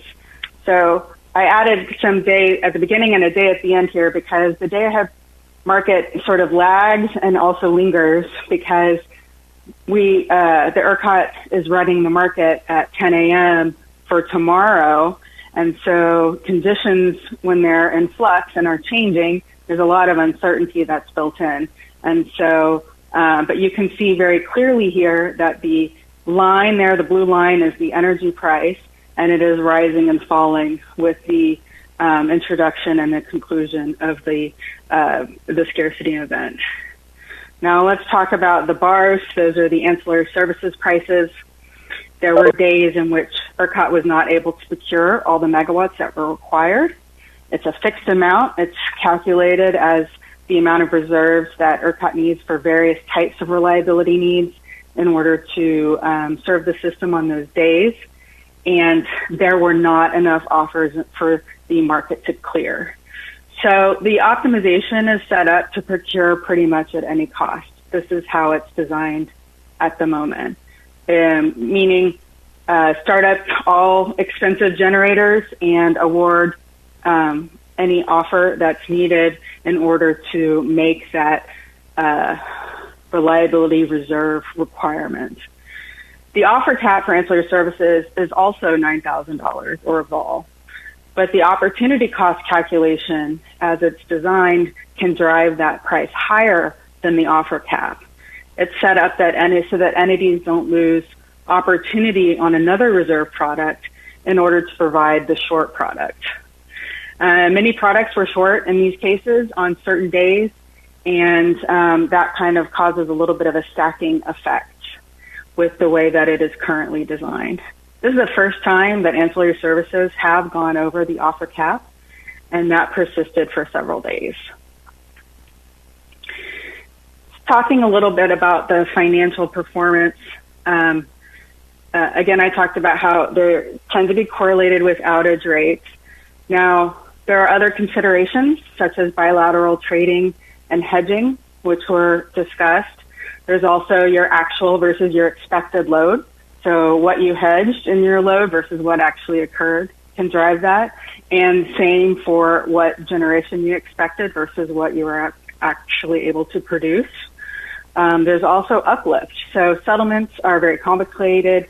There are a lot of inputs into those systems, and those are ongoing. So it takes some time for this to shake out. But I wanted to point out some preliminary data that we looked at. So for the energy side, if you sell day ahead or purchase day ahead market, and you also have trades, you have the trades that are reported to Ercot, I should say, and what happens in real time, there is a calculation that's called energy imbalance. So just talking about the energy side right now is that there's an exposure to real-time prices, whether you're short or long. And it's similar on the ancillary services, is that if you sell them day ahead and you're not able to perform them because the unit that they were being carried on was outaged or derated, then there is a mechanism there in which you have to pay an imbalance. So there's all types of entities have all types of different hedging strategies and participated in the market differently. What our preliminary data shows is that there's all types of entities on the profit side and there's all types of entities on the loss side. So I think it's important not to assume that just because you are a generation company that you will necessarily have a large profit out of this event. And similarly, if you're a load-serving entity, that you will have a large loss. It is very situation and entity specific.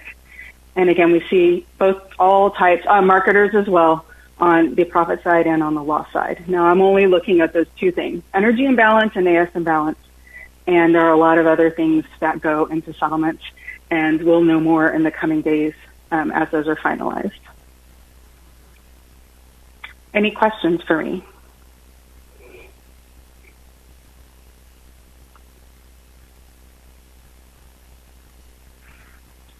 Great. Thank you, Carrie.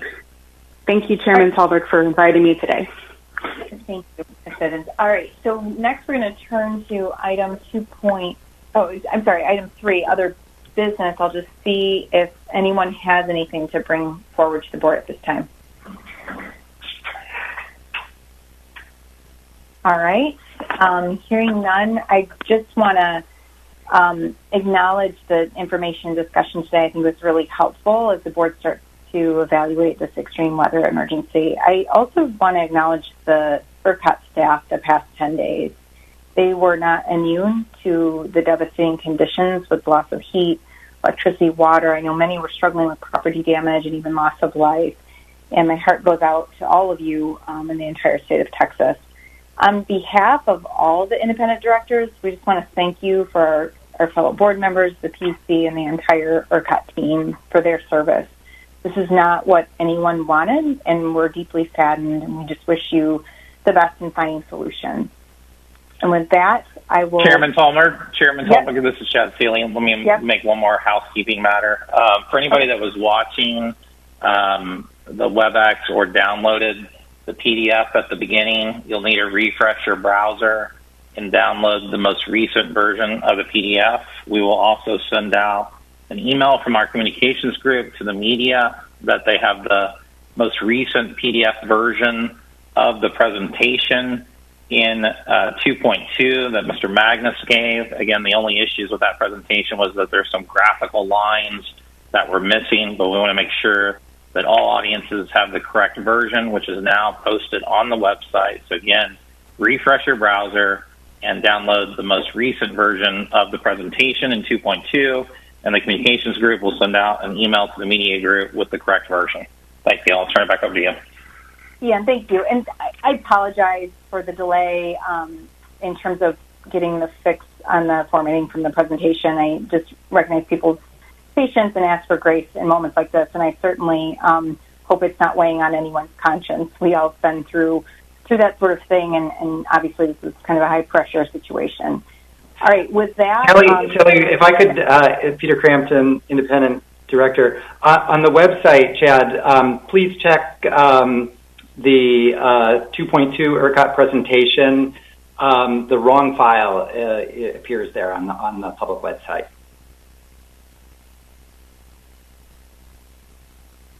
Okay, again, refresh your browser and you should be able to download the correct file. Thanks. All right, and with that, I'm going to adjourn today's meeting at 1:36 p.m. Thank you.